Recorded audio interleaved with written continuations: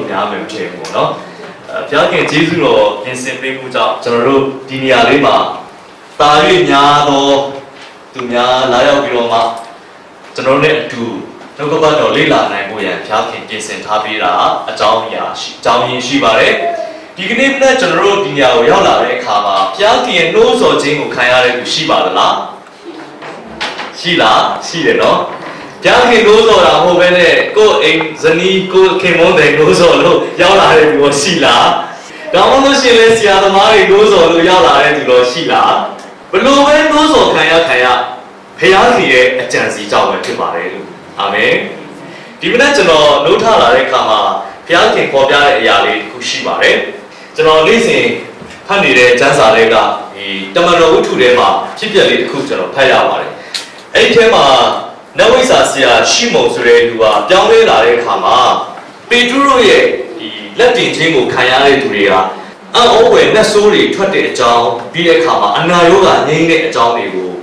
မြင်တွေ့ရတဲ့အခါမှာရှိမုံကအရင်တော့သူကနတ်ဆရာဆိုတော့သူကနတ်ပညာပယောဂနတ်ဝင်တွေကိုဒီနဲ့ကျွမ်းကျင်တဲ့အတတ်ပညာတွေကိုတက်ကျွမ်းတဲ့သူဖြစ်တယ်ဒါပေမဲ့သူကပြောင်းလဲလာပြီးနောက်ပိုင်းမှာပေတရုရဲ့အံ့ဩဖွယ်တန်ရှင်တော်ဝိညာဉ်တော်အားဖြင့်ပြုတဲ့နမိတ်လက္ခဏာအနာရောဂါငြိမ်းခြင်းလက်ဆိုးနေထုတ်ခြင်းကိုမြင်တဲ့အခါမှာသူ့မှာရှိတဲ့ငွေကြေးတွေကိုယူလာပြီးတော့မှပေတရုကိုပါတောင်းဆိုလဲဆိုတော့ကျွန်တော်လက်တင်တဲ့သူတွေကလည်းတဲ့အဲ့လိုမျိုးဖြစ်ဖို့ရန်အတွက်အဲ့ဒီအခွင့်အရေးမျိုးကျွန်တော်လိုချင်တယ်ဒါကြောင့်ကျွန်တော်ငွေပေးမယ်ကျွန်တော်အဲ့ဒီအခွင့်အရေးပေးပါလို့တောင်းဆိုတယ်တောင်းဆိုတဲ့အခါမှာပေတရုကဘာပြောလဲဆိုတော့တမန်တော်ဝတ္ထုခန်းကြီး၈အပိုင်းငယ်20မှာပေတရုကဘုရားခင်ကျေးဇူးတော်ကိုငွေနဲ့ဝယ်ယူမည်ဟုအကြံရှိသောကြောင့်သင်နှင့်တကွသင်၏ငွေသည်ပျက်စီးခြင်းသို့ရောက်ပါစေဆိုပြီးတော့မှဒီကျမ်းစာလေးကိုကျွန်တော်ဒီမနေ့ရပါတယ်ဒီနှုတ်ကပတ်တော်ကိုဆင်ခြင်တဲ့အခါမှာရှိမုံရဲ့မျှော်လင့်ချက်ကလောကီဆန်တယ်ပေတရုကသူ့ရဲ့နှလုံးသားမိုက်မဲမှုကိုသိတဲ့အခါမှာဘုရားခင်ရဲ့ကျေးဇူးတော်ကိုတဲ့ဘာဖြစ်လို့ငွေနဲ့ဝယ်ဖို့ကြိုးစားတယ်အနာရောဂါငြိမ်းစေတာပဲဖြစ်ဖြစ်နတ်ဆိုးနေထုတ်တာပဲဖြစ်ဖြစ်လူကိုပြောင်းလဲစေတာပဲဖြစ်ဖြစ်အောဝေယနမိတ်လက္ခဏာဖြစ်တာပဲဖြစ်ဖြစ်ဒီအရာတွေအားလုံးဟာဘုရားရဲ့ကျေးဇူးတော်ဖြစ်တယ်။တဘောမှာဘုရားခင်ရဲ့နှလုံးသားကိုကကျွန်တော်တို့ကိုကျေးဇူးပြုချင်နေတာသူ့ရဲ့ဘုန်းတော်ကိုခံစားစေချင်တာသူ့ရဲ့အလေးလာကိုသိစေချင်တာသူ့ရဲ့ကိုယ်ကိုလည်းကျွန်တော်တို့ရဲ့အသက်တာမှာရရှိစေချင်တာဘုရားခင်ရဲ့စိတ်စေတနာတော်ကကျွန်တော်တို့ရဲ့အသက်တာထဲမှာသူနဲ့ထိုက်တန်စွာအသက်ရှင်စေချင်တာဒါကကျေးဇူးတော်ဖြစ်တယ်။ဒါပေမဲ့ကျွန်တော်တို့ရဲ့စိတ်ကူးကပါလဲဆိုတော့ဘုရားပေးမဲ့အခါမဲ့ကျေးဇူးပြုခြင်းကိုငွေနဲ့ရယူဖို့ရန်စ조사ခြင်းတဲ့စိတ်ကကျွန်တော်တို့ရဲ့မှားယွင်းတဲ့ဆန္ဒဖြစ်တယ်။ဒါကြောင့်မလို့ဘုရားရှင်ဒီနေ့ဗာပြောလဲဆိုရင်ကျွန်တော်ကိုဘုရားခင်စီကမျှော်လင့်ပါ။ဟာလေလုယာ။ဘုရားခင်စီကမျှော်လင့်ပါ။ဘုရားခင်စီကိုလာရင်ဘယ်တော့မှမျှော်လင့်ချက်မဲ့တဲ့အသက်တာနဲ့မလာဘူးကျွန်တော်ကအားပေးခြင်းဘုရားခင်စီကိုလာရင်ကျွန်တော်ရဲ့အသက်တာမှာတခုခုဘုရားခင်ကျွန်တော်တို့အလုံးလုံးမယ်ဆိုတာကိုမျှော်လင့်တတ်ဖို့လိုတယ်အဲ့ဒီမျှော်လင့်ခြင်းရှိတာနဲ့အဲ့ဒီမျှော်လင့်ခြင်းအခွင့်ရတာနဲ့ဘုရားခင်စီကနေကျွန်တော်တို့အံ့ဩဖွယ်ကောင်းတဲ့အရာတွေကိုကျွန်တော်ကိုယ်တိုင်ခံစားရမှာဖြစ်တယ်လို့ကျွန်တော်ပြောချင်တယ်ဘုရားခင်အလုံးလုံးရင်တမနစ်အတွင်းမှာစက္ကန့်ပိုင်းအတွင်းမှာအံ့ဩဖွယ်ရာဖြစ်နိုင်တာပဲဘုရားခင်အလုံးလုံးရင်ကျွန်တော်ရဲ့အသက်တာထဲမှာထူးခြားတဲ့အရာတွေမတူညီတဲ့တောင်းလဲမှုတွေကျွန်တော်တို့အသက်တာမှာဖြစ်နိုင်တာပဲဒါပေမဲ့ကျွန်တော်တို့မျှော်လင့်တာမှန်ဖို့တော့လိုတယ်ကျွန်တော်တို့ကဘုရားခင်စီကနေပဲမျှော်လင့်ရမယ်လူစီကနေမျှော်လင့်လို့မဖြစ်ဘူးဘုရားခင်စီကမျှော်လင့်တဲ့အခါမှာလဲဘုရားပြုမဲ့ဂျေဇုတရားနဲ့ဘုရားခင်ပြုမဲ့အမှုရာဘာလဲဆိုတာကိုလိုချင်တောင်းတတဲ့နှလုံးသားနဲ့မျှော်လင့်မယ်ဆိုရင်ဘုရားခင်ဒီအံ့ဩဖွယ်ကကျွန်တော်ရဲ့အသက်တာမှာအလုံးလုံးမှာဖြစ်တယ်ဒါကြောင့်ဒီမှာရှိတဲ့ချစ်တော်မိဘညီကိုမောင်နှမတို့ကျွန်တော်တို့ဒီနေရာကိုရောက်လာတာဟာမှန်ကန်တဲ့မျှော်လင့်ချက်တစ်ခုအတွက်ဘုရားခင်ကကျွန်တော်တို့ပေါ်မှာအံ့ဩဖွယ်အလုံးလုံးမဲဆိုတာကိုမျှော်လင့်ပြီးရောက်လာတယ်ဆိုရင်ကျွန်တော်ယုံကြည်တာကဘာလဲဆိုရင်ဘုရားခင်အံ့ဩဖွယ်တကိုးပြုမယ်သူ့ဘုန်းတော်ကိုကျွန်တော်တို့မြင်စေမယ်လို့ကျွန်တော်ယုံတယ်တနေ့ဆရာမတို့ကျွန်တော်စီလာတဲ့အခါမှာကျွန်တော်နဲ့ဆရာမတို့နဲ့မိတ္တာအဖွဲ့နဲ့ sharing လုပ်ဖြစ်တယ်ဒီစီစဉ်အတွက်ကြိုတင်ပြင်ဆင်ခဲ့တာကြာပြီနှစ်စကတည်းကကျွန်တော်ပြောတယ် ချောင်းသာအစီအစဉ်ရှိတယ်နော်ဆရာရန်နိုင်ဝင်း date လုပ်ချင်တယ်ကျွန်တော်ရက်ဒီနီးလာလေးတွေကျွန်တော်စိတ်ထဲမှာစိတ်လှုပ်ရှားမှုရမ်းဖြစ်တယ်ဘာဖြစ်လို့လဲဆိုတော့ကျွန်တော်တို့ဆူတောင်းခဲ့တယ်ဆူတောင်းနေတယ်ဒီအစီအစဉ်ပြည့်မြောက်ဖို့ယုံနေမကဘူးဒီအစီအစဉ်ထဲမှာဘုရားခင်ပါရှိပြီးတော့မှအော်ဝေရတယ်ဖြစ်ဖို့ရန်အတွက်ကျွန်တော်မျှော်လင့်တယ်အဲ့ဒါဆမတုကိုကျွန်တော်ပြောပြရတယ်ပေါ့နော်ကျွန်တော်ရဲ့မျှော်လင့်ချက်ကတော့ဘုရားခင်ဒီအမှုရာထဲမှာပါဝင်ပြီးအော်ဝေရအလုံးလုံးမယ်လို့ကျွန်တော်မျှော်လင့်တယ်ဒီအတွက်ကျွန်တော်လည်းဆူတောင်းနေတယ်လို့ကျွန်တော်ပြောပြတယ်ဒါကကျွန်တော်ရဲ့မျှော်လင့်ချက်ကျွန်တော်ရဲ့မျှော်လင့်ချက်တွေမကဘူးဘုရားခင်ရဲ့မျှော်လင့်ချက်ဥဆောင်နေတဲ့ဆရာဆရာမတွေရဲ့မျှော်လင့်ချက်ဖြစ်တယ်ဒီမှာလာရောက်ပြီးတော့မှပါဝင်ကြတဲ့မိဘညီကိုမောင်မတွေရဲ့မျှော်လင့်ချက်လည်းဖြစ်မယ်လို့ကျွန်တော်ယုံကြည်တယ်ဒီမနက်ဘုရားခင်စကားပြောတယ်သူစီကနေမျှော်လင့်ဖို့အာမင်ဘုရားခင်ကမျှော်လင့်ခြင်းရှိတဲ့သူတွေပေါ်မှာရှက်ကြောက်စရာအမှုနဲ့ကင်းတဲ့ဝမ်းမြောက်ဖွယ်ကောင်းတဲ့အဖြစ်ကိုပေးမှာဖြစ်တယ်အာမင်အာမင်ဒါကြောင့်မလို့မျှော်လင့်ခြင်းရှိတဲ့သူတိုင်းပေါ်မှာဘုရားခင်သည်မျှော်လင့်တဲ့အတိုင်းကျွန်တော်တို့ပေါ်မှာအော်ဝယ်ရာအဖြစ်ပေးမှာဖြစ်တဲ့အတွက်ကြောင့်ဒီကနေ့ကျွန်တော်တို့ဘုရားမှာပြောမလဲဆိုတာကိုစင်ကြယ်ဖို့လိုအပ်ပါတယ်။၃ရက်အတွင်းမှာကျွန်တော်သင်မဲ့သင်ခန်းစာတွေရှိတယ်။ဒီသင်ခန်းစာတွေဟာကိုယ်တိုင်ခံယူရုံနဲ့မကဘူး။ကိုယ်တိုင်အလုပ်လုပ်နိုင်ဖို့တပည့်တော်စုမဟုတ်လို့ home cell ခုဒီ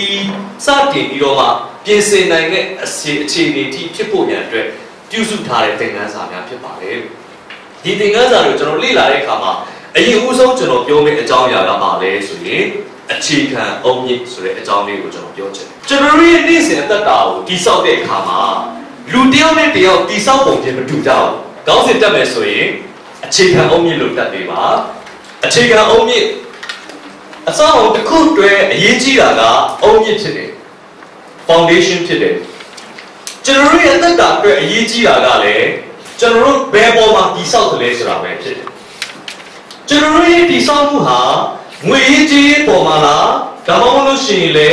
ကျွန်တော်တို့ရဲ့မိသားစုပေါ်မှာလားဒါမှမဟုတ်လို့ရှိရင်လေကျွန်တော်တို့ရဲ့ပတ်ဝန်းကျင်ပေါ်မှာလားကျွန်တော်တို့ဘယ်ပေါ်မှာကျွန်တော်တို့ရဲ့အသက်တာကိုတိဆောက်နေကျွန်တော်ရဲ့တိဆောက်မှုမှန်ကန်ရင်ကျွန်တော်ရဲ့အနာဂတ်ကလှမှာပဲ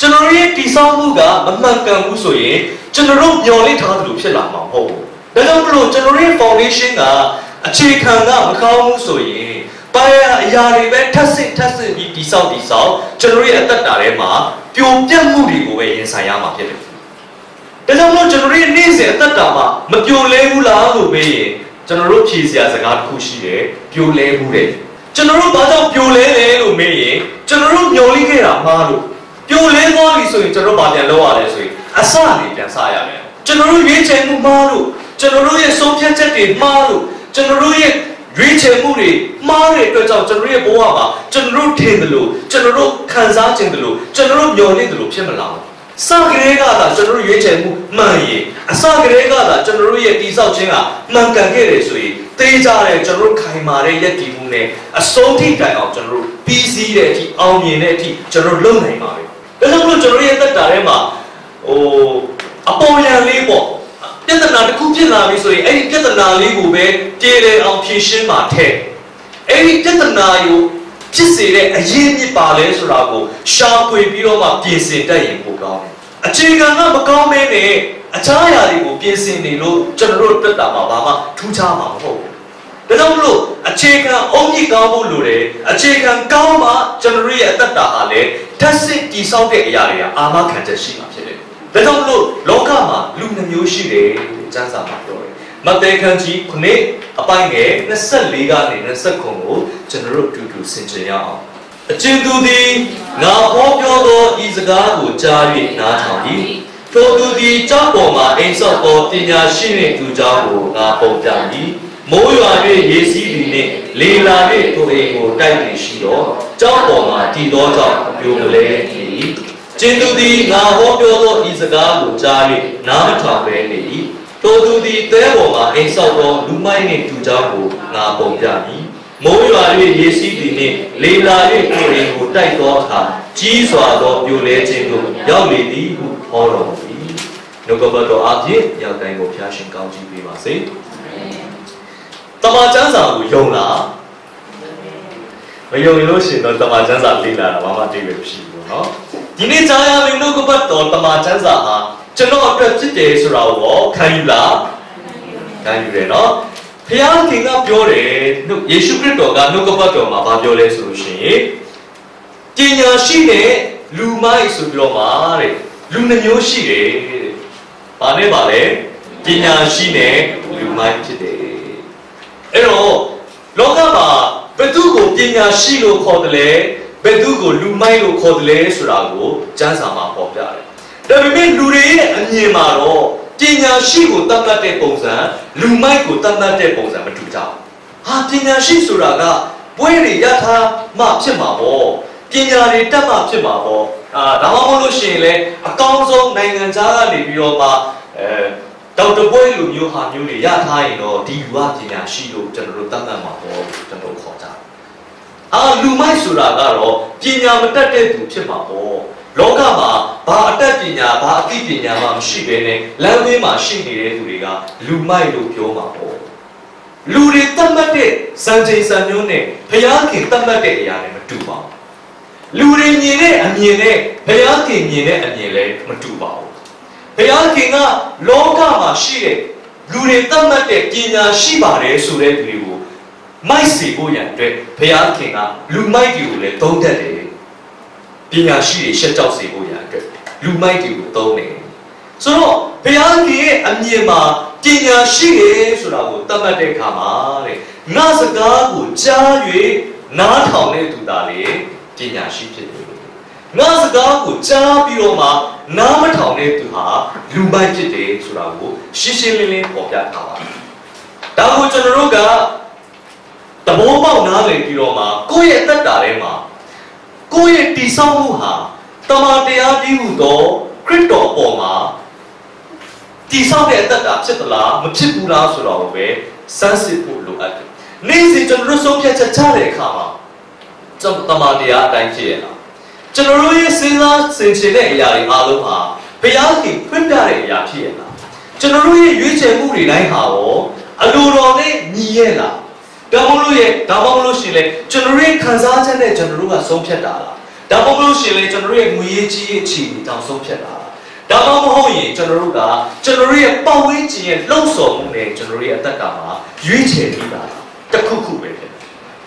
။ဘာပဲဖြစ်ဖြစ်ကျွန်တော်ရဲ့အသက်တာမှာမှန်ကန်တဲ့ရွေးချယ်မှုနဲ့မှန်ကန်တဲ့လုပ်ရက်တွေဖြစ်ဖို့ရန်အတွက်တမန်တရားပေါ်မှာအခြေခံပြီးတော့ကျွန်တော်တို့လှုပ်ဆောင်ဖို့လိုတယ်။ဒါကြောင့်လူတယောက်ရဲ့အသက်တာပြောင်းလဲခြင်းရဲ့ပြောင်းလဲခြင်းရဲ့အစမှာနှုတ်ကပတ်တော်နဲ့အခြေမခံဘူးဆိုရင်တော့ဘယ်လိုမှဝိညာဉ်ရေးရအသက်တာပဲဖြစ်ဖြစ်လောကမှာပဲဖြစ်ဖြစ်ပညာရှိသောသူကဲ့သို့အသက်ရှင်ဖို့မဖြစ်နိုင်ဘူးဒီနေ့ကျွန်တော်တို့ရောက်တိုင်းရဲ့အသက်တာမှာတွေ့ကြုံရတဲ့အတွေ့အကြုံကျွန်တော်တို့ရင်ဆိုင်ရတဲ့အခြေအနေတယောက်နဲ့တယောက်မတူဘူးဟိုကနဦးမှာဆရာမတို့ကျွန်တော်အကြောင်းကိုနည်းနည်းပြောသွားတယ်နော်ကျွန်တော်ကမယုံကြည်သူ background ကနေလာတာပါငကိုကလေးကလည်းကျွန်တော်ကခရစ်ယာန်မဟုတ်ဘူးခရစ်ယာန်မဟုတ်တဲ့အတွက်ကြောင့်မလို့ကျွန်တော်ဟာခရစ်တော်ကိုယုံဖို့လမ်းစာလည်းမရှိဘူးကိုလို့ရင်ကိုရမယ်ဆိုတဲ့စိတ်ကူးနဲ့ပဲကျွန်တော်အသက်ရှင်တယ်ကျွန်တော်ရဲ့အခြေခံကကျွန်တော်ရဲ့ငကို foundation က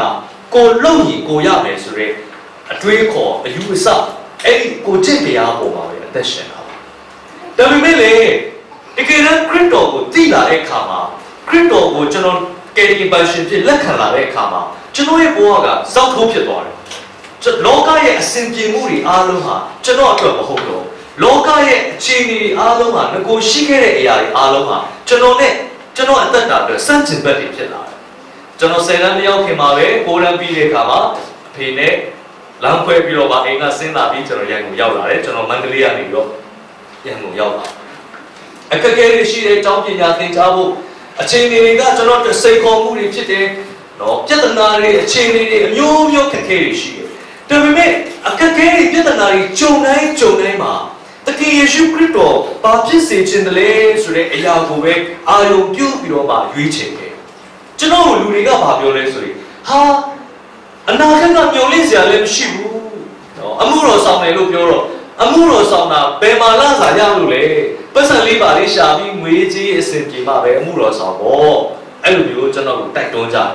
ကျွန်တော်ရဲ့တက်တော်ကြည့်တဲ့အခါမှာလူအမြင်နဲ့ဆိုရင် တနာစရာကောင်းတယ်မျော်လင့်ချက်မရှိဘူးအာမခံချက်မရှိဘူးမရေရာဘူးဘာဖြစ်လာမလဲဆိုတာမသိရဘူးလောကီသားတွေကတော့သူတို့ဘဝကိုသူတို့ငွေကြီးနဲ့တိဆောက်ပြီးတော့မှသူတို့အလုပ်ကိုသူတို့စ조사လုပ်ပြီးတော့မှသူတို့ဘဝကိုသူတို့ဘယ်လိုဖြစ်မယ်ဆိုတော့မျော်လင့်ချက်တွေထားပြီးမယ်ကျွန်တော်ကတော့ခရစ်တော်ကိုပဲမျော်လင့်ပြီးတော့မှတမန်တရားပေါ်မှာပဲမျော်လင့်ပြီးသွားရတဲ့အခါမှာအလိုတော်ကိုပဲဝန်ခံရတဲ့အတွက်ကြောင့်ကျွန်တော်ရဲ့အသက်တာမှာလူအမြင်နဲ့ဆိုရင်အာမခံချက်မရှိဘူးစုဆောင်းထားတဲ့ငွေလည်းမရှိဘူးနေစရာအိမ်လည်းမရှိခဲ့ဘူးဒါပေမဲ့ယေရှုရှိတယ်အဲ့ဒီယေရှုခရစ်တော်ကကျွန်တော်ရဲ့အခြေခံဖြစ်တယ်အဲ့ဒီယေရှုခရစ်တော်အပေါ်မှာကျွန်တော်ဘာမဆိုဖြစ်နိုင်တယ်အဲ့ဒီယေရှုခရစ်တော်အားဖြင့်ကျွန်တော်ရဲ့ဘဝကမျော်လင့်စရာရှိတယ်ဒါကိုဘယ်သူမှမသိဘူးမမြင်ရဘူး foundation ဆိုတာမြင်ရတဲ့အရာမဟုတ်ဘူး foundation ဆိုတာတိုက်အောက်ထဲမှာမြေကြီးအောက်မှာမြုပ်ထားတဲ့အရာမဟုတ်လို့ဘယ်သူမှမမြင်နိုင်ဘူးဒီလိုပဲကျွန်တော်ထဲမှာရှိတဲ့ယေရှုခရစ်တော်ကျွန်တော်ထဲမှာရှိနေတဲ့တမန်တရားကဘယ်သူမှမမြင်ရပေမဲ့အာမခံချက်ရှိတယ်သေချာတယ်လူမြင်နေကြည့်တဲ့အခါမှာငွေရင်းကြေးရင်းမရှိဘူးဒါပေမဲ့ဝိညာဉ်မြင်နေကြည့်တဲ့အခါမှာယေရှုရှိတယ်လူမြင်နေကြည့်တဲ့အခါမှာဂုဏ်တည်ရမရှိဘူးဒါပေမဲ့ဝိညာဉ်မျက်စိနဲ့ကြည့်တဲ့အခါမှာခရစ်တော်ရဲ့ဘုန်းတော်ကျွန်တော်ထဲမှာရှိတယ်လူမြင်နေကြည့်တဲ့အခါမှာအနာဂတ်ကမသေးချာဘူးဒါပေမဲ့ဝိညာဉ်မြင်နေကြည့်တဲ့အခါမှာသေချာတဲ့ထမြောက်တဲ့အရှင်ယေရှုခရစ်တော်ရှိတယ်ဒါကြောင့်ကျွန်တော်ရဲ့တက်တာထဲမှာလူမြင်တဲ့တိုက်တာလို့ရတဲ့အရာတွေနဲ့ကျွန်တော်ရဲ့ဘဝကိုကျွန်တော်တို့တည်ဆောက်နေလို့မရဘူးလူမြင်တဲ့တိုက်တာလို့ရတဲ့အရာတွေကတန်ကြေးရှိကောင်းရှိနေမယ်ဒါပေမဲ့ဒီထက်မကတန်တဲ့အရာခရစ်တော်ကကျွန်တော်ထဲမှာရှိတယ်ဆိုတာကိုနားလည်ပြီးပို့ပြီးတန်ဖိုးထားတယ်ဒါကြောင့်ကျွန်တော်ရဲ့နေ့စဉ်ယုံကြည်သူတွေရဲ့အသက်တာကိုပြန်လည်ပြီးတော့အချိန်တိုးတဲ့အခါမှာဘုရားခင်နဲ့အချိန်ယူဖို့ဆိုရင်ကျွန်တော်တို့ကနေရွှေညရွှေလုပ်တယ်ဘုရားကြောင့်တက်ဖို့ဆိုလို့ရှိရင်ကျွန်တော်တို့ကအကြောင်းပြချက်ပေးတယ်လူတွေရဲ့တက်တာမှာဘုရားနဲ့ပတ်သက်လာရင်မမြင်ရတဲ့ဘုရားသခင်ကိုကိုးကွယ်ဖို့မမြင်ရတဲ့ခရစ်တော်နဲ့တက်တာအသက်ရှင်ဖို့မမြင်ရတဲ့ foundation ကိုတမန်တရားကိုတည်ဆောက်ဖို့ရန်အတွက်နေရွှေညရွှေလုပ်ရင်းနဲ့အခြားအရာတွေကိုပဲဦးစားပေးတဲ့အခါမှာကျွန်တော်ရဲ့တက်တာမှာဘာဖြစ်လာလဲဆိုရင်တန်လျက်ကိုရေးခြင်းရွှေသမင်အလိုက်မားဆိုတဲ့စကားလိုပဲကျွန်တော်တို့ဘဝမှာလိုက်လေဝေးလေလိုက်လေဝေးလေဖြစ်လာကျွန်တော်တင်းတော်မှာမိသားစုတစုရှိတယ်အရာစင်းရဲတယ်တားတစ်ယောက်ရှိတယ်မိခင်ကအိမ်တော်ခွဲနေတယ်တော့ယုံကြည်သူခရစ်ယာန်ဆိုတော့ကျွန်တော်တို့တင်းတော်ရောက်လာတဲ့အခါမှာကျွန်တော်ကြီးစုပြုစုဖို့ဖြစ်လာတယ်နေတာကတကြီးကိုဘက်မှာနေတဲ့ဘူဒါရက်ကွက်မှာဟောသူများအိမ်နောက်ဖေးမှာရေကန်ပေးမှာတဲကလေးထိုးပြီးနေတယ်နာဂစ်ဖြစ်တော့အိမ်ကပြိုသွားတယ်ပြိုသွားတော့ကျွန်တော်တို့တင်းတော်နေပြီးတော့မှကူညီပေးတယ်သူတို့စီကိုတပတ်တစ်ခါသွားပြီး home sale လုပ်တယ်မိုးတွင်းဆိုလို့ရှိရင်ဒူးစစ်လောက်ရှိတဲ့ရေတွေကိုဖြတ်ရတယ်အိမ်သားတွေကလည်းအဲ့ထဲမှာပဲရှံကုန်တယ်အဲ့တော့တအားညစ်ပတ်တယ်ဒါပေမဲ့ကျွန်တော်သွားတယ်သူတို့ရဲ့ဝိညာဉ်ရေးရာအတွက်ကျွန်တော်မျှော်လင့်တယ်သူတို့ရဲ့ဝိညာဉ်ရေးရာပြောင်းလဲဖို့ရန်အတွက်ကျွန်တော်လေးထားတယ်ဒါကြောင့်မလို့ပြင်ပန်းခံပြီးတော့ဒီလောက်ဒီဗျံကျနေတဲ့ရက်ွက်ကြီးထဲမှာတော့စူညာပေါ်လို့ရိုက်ပြီးရံဖြစ်ကြတဲ့ရက်ွက်ထဲမှာကျွန်တော်သွားတယ်ကျွန်တော်တို့တခါလေးတရားရှိခိုးနေတဲ့အချိန်ဆိုရင်ဘေးမှာရံဖြစ်နေတယ်အဲ့လိုမျိုးအချိန်မျိုးနဲ့ကျွန်တော်သွားပြီးကူညီပေးတယ်လာခဲ့ပါဘုရားเจ้าကိုဆိုတော့ဟိုဘတ်ကားကမရှိဘူးယထာကမရှိဘူးဆိုတော့ယထာစီလာဆိုရင်အဲ့တော့နှစ်ချက်၅ချက်လောက်ပဲရောက်တဲ့ဟာကိုမလာနိုင်ကဲကလမ်းစရိပ်ပေးမယ်ထမင်းကျွေးမယ်ဆိုတော့ပုံမှန်မလာနိုင်အဲ့ဒါနဲ့နောက်ဆုံးကအဆက်ပြတ်သွားပြီးတော့မှနှစ်နှစ်သုံးနှစ်လောက်ကြာတော့ကျွန်တော်ဖုန်းဆက်လာတလောကလည်းမကြပြန်တော့ကျွန်တော်စီဖုန်းဆက်လာဆရာကြီးကိုညီပါဦးဒုက္ခရောက်နေပြီဘာဖြစ်တာလဲတားငယ်ကယူထားတဲ့မိမထားခဲ့ပြီးနောက်မိမထပ်ယူပြီးတော့ပေါင်းတယ်ရောက်နေတယ်တဲ့အကြီးကောင်ကအဲ့ဒီကြံခဲ့တဲ့မိမကိုကြည့်ရှုကျွေးမွေးနေရတယ်ဆရာကြီးဒုက္ခရောက်တော့အခုအိမ်ရှင်ကားတဲ့လစာမပေးနိုင်လို့ကျမကိုမောင်းချနေတယ်အခုတုတ်ပြီးတော့လမ်းဘေးရောက်နေပြီတဲ့ဆရာလာခေါ်လဲပါတယ်ကဲဆရာကြီးနဲ့နေရာပြန်လဲစပါကြီးလောက်အောင်ဖြစ်အဲ့ဒါကျွန်တော်ပြောလိုက်အမားလို့ကျွန်တော်အများကြီးကူညီခဲ့တယ်ငွေကြီးတကယ်အများကြီးကူညီခဲ့တယ်ဒါပေမဲ့လို့အခုချိန်ဒီဘာကြောင့်လမ်းဘေးရောက်တဲ့ဒီဖြစ်ရတယ်လေဘုရားခင်နဲ့အသက်တာမှာတိဆောက်ပြီးသွားဖို့ရန်အတွက်စိတ်ကူးမရှိဘူးလားလို့ဘုရားကြောင့်လာပါဆိုလဲမလာဘူးလို့ဝေးလို့ဘာလို့အကြောင်းပြချက်ပေးတယ်ဒုက္ခရောက်ရင်တော့လို့ပူပါကယ်ပါနဲ့လာပြီးလို့ဘုရားခင်ကိုတော့တတိမရဘူးလို့ကျွန်တော်စီရောက်လာခဲ့လို့ လာမခေါ်နိုင်ဘူးကျွန်တော်စီရောက်လာရင်တော့ကျွန်တော်နည်းနည်းပါးပါးကူရောက်ငွေရဖို့တော့လာချင်နှုတ်ကပတ်တော်တိဆောက်ပြီးတော့အစုခံဖို့ကြတော့မလားအစုခံတော့မဆိုတော့မတော်မလားအဲ့ဒါဆိုစိတ်ထဲမှာမကောင်းစိတ်ထဲမှာပေါ့အခြေအနေမဲ့မှာပေါ့ဒုက္ခရောက်မှာပေါ့ဒီဒုက္ခတွေပြဿနာတွေဘုရားခင်ပေးတာမဟုတ်ဘူးဒီပြဿနာတွေဒုက္ခတွေကိုဘာကြောင့်ရတယ်လဲလို့မေးရင်တိဆောက်မှုမှန်လို့မမြင်ရတဲ့အပိုင်းကိုမတိဆောက်ထားတဲ့အခါမှာမြင်ရတဲ့အရာတွေဘလောက်ဆောက်ဆောက်ပြိုတာပဲပျက်စီးတာပဲဆုံးရှုံးတာပဲဝမ်းနည်းရတာပဲမဟုတ်လားဒါကြောင့်မို့ကျွန်တော်ရဲ့အသက်တာထဲမှာလူတွေဒုက္ခရောက်ရင်ကျွန်တော်တနာအောင်တနာစရာကောင်းတယ်နော်ပတ်စံလေးပါလေးသွားကူညီအောင်ပါစားစရာလေးသွားပေးအောင်ပါဝတ်စရာလေးသွားပေးအောင်ပါအေးပေးလို့လည်းပြီးနိုင်စားစရာပေးလဲထပ်စားအောင်ပါဝတ်စရာပေးလဲခေါင်းလွှမ်းနေအောင်ပါနေစရာပေးဘယ်တော့မှမစင်တော့ဟုတ်တယ်ဘာမှလည်းပြောရမလားခြေနဲ့ချောင်းမကယ်တော့မယ်ခြေနဲ့ချောင်းရကယ်ပြီးလို့ကတော့မစင်တော့နော်မနေ့ကကုတ်နဲ့ပေါ်ပြီးထုတ်ပါအတိကပါလေလို့ပြီးတမန်တရားလိုအပ်နေတာနှုတ်ကပတ်တော်နဲ့တိဆောက်ဖို့နေတာအဲ့တော့ဘယ်သူမှမစင်စားမိဘူးလူတွေကိုတွေးရင်ကျွန်တော်အလားလာပြောမယ်နော်တွေးစားရှိတွေးလိုက်မယ်ပေးစားရှိပေးလိုက်မယ်နှုတ်ကပတ်တော်ပေးဖို့မေ့တမန်တရားပေးဖို့မေ့ဝိညာဉ်ရလိုအပ်ချက်ကိုပြုစုဖို့မေ့ဝိညာဉ်ရဖောင်ဒေးရှင်းခိုင်မခိုင်စစ်ဆေးဖို့မေ့ကျွန်တော်တို့ကရုပ်ဝတ္ထုကိုကြည့်ပြီးတော့ဟာပတ်စံသိရှိတော်ဘုရားခင်ကောင်းကြီးခံစားရတာနော်တော်အဆင်ပြေတယ်ကောင်းကြီးရတယ်မထင်နဲ့ဝိညာဉ်ချမ်းသာကြွယ်ဝလို့အဆင်ပြေလို့ဘုရားကောင်းကြီးမှမဟုတ်တာအဲ့ဒါပျော်နိုင်သေးတယ်အဲ့ဒီအရာတွေကပျော်ပြတ်သွားနိုင်သေးတယ်မဟုတ်လားစင်းရတဲ့သူကြည့်ဟာအရာစင်းရကြည့်တော့မဟုတ်ဘုရားနဲ့မမှန်ဘူးကြည့်ပါလားဒီလိုတောင်စင်းရတာမထင်နဲ့အဲ့ဒီစင်းရခြင်းထဲမှာချီးမွမ်းနိုင်စေတဲ့မမြင်ရတဲ့ foundation ရှိနေပြီကျွန်တော်ရဲ့တက်တာမှာချီးမွမ်းစရာပဲကျွန်တော်တို့လည်းချမ်းသာခြင်းစင်ရဲခြင်းကြုံတွေ့နိုင်တယ်မဟုတ်လားကျွန်တော်တို့ချမ်းသာခြင်းစင်ရဲခြင်းကြုံတွေ့တဲ့အခါမျိုးတွေမှာတကယ်ကျွန်တော်တို့ခံနိုင်ရရှိသလားတကယ်ကျွန်တော်တို့ခိုင်မာရဲ့လားကျွန်တော်တို့ရဲ့ foundation ကဘယ်ပေါ်မှာလဲဆိုတာပေါ်လာလိမ့်မယ်အာမင်ဒီနေ့လူတွေကြည့်ကြည့်ပါအသင်းတော်ထဲမှာပဲကြည့်ကြည့်အဟုတ်လို့ထင်ရတယ်မဟုတ်တာလည်းအများကြီးမဟုတ်လားဟုတ်တယ်လို့ထင်ရတာပဲမဟုတ်တာလည်းအများကြီးပဲကျွန်တော်ကြားမှုတွေဖြစ်ပြလေးဟိုပုံပေါ်မှာလေးပေါ့နော်ယထာတစီကြောင်းတဲ့နော်ယထာတဲ့စပူရာနဲ့စတတော်တဲ့ဟုတ်နဲ့ထွက်သွားတယ်အချိန်နည်းနည်းရလာတယ်ဆိုတာဟုတ်မဟုတ်ဖြစ်သွားတယ်လမ်းဆုံးလေးရောက်တော့ရှူးဆိုရတော့ကျွန်တော်တို့လည်းအဲ့လိုဖြစ်နေမှာမသိနော်ပထမတော့ဟုတ်တယ်လို့ပဲဟုတ်နဲ့သွားတာအရှင်ရလာတော့ဟုတ်ဖြစ်နောက်ဆုံးကျရှူးဆိုကျွန်တော်အရင်ရင်းနေတဲ့ညီမတယောက်ရှိပါတယ်လို့ကျွန်တော်ကြောက်စက်သွားရင်းနဲ့ follow up တွေလုပ်တဲ့အခါမှာအဲ့ညီမနဲ့တွေ့တော့သူကရန်ကိုယုံကြည်ခြင်းခိုင်မာတယ်မယုံကြည်သူကြားထဲမှာသူကတကယ်ပဲယုံကြည်ခြင်းနဲ့အသက်ရှင်တာသူ့ရဲ့ခင်မွန်းတွေကနိုင်ငံခြားသွားပြီးအဆက်အသွယ်လုပ်တာ9နှစ်10နှစ်လောက်ရှိသွားပြီသူခင်ဗျာဟိုအိမ်တောင်ကြပြီးကမှ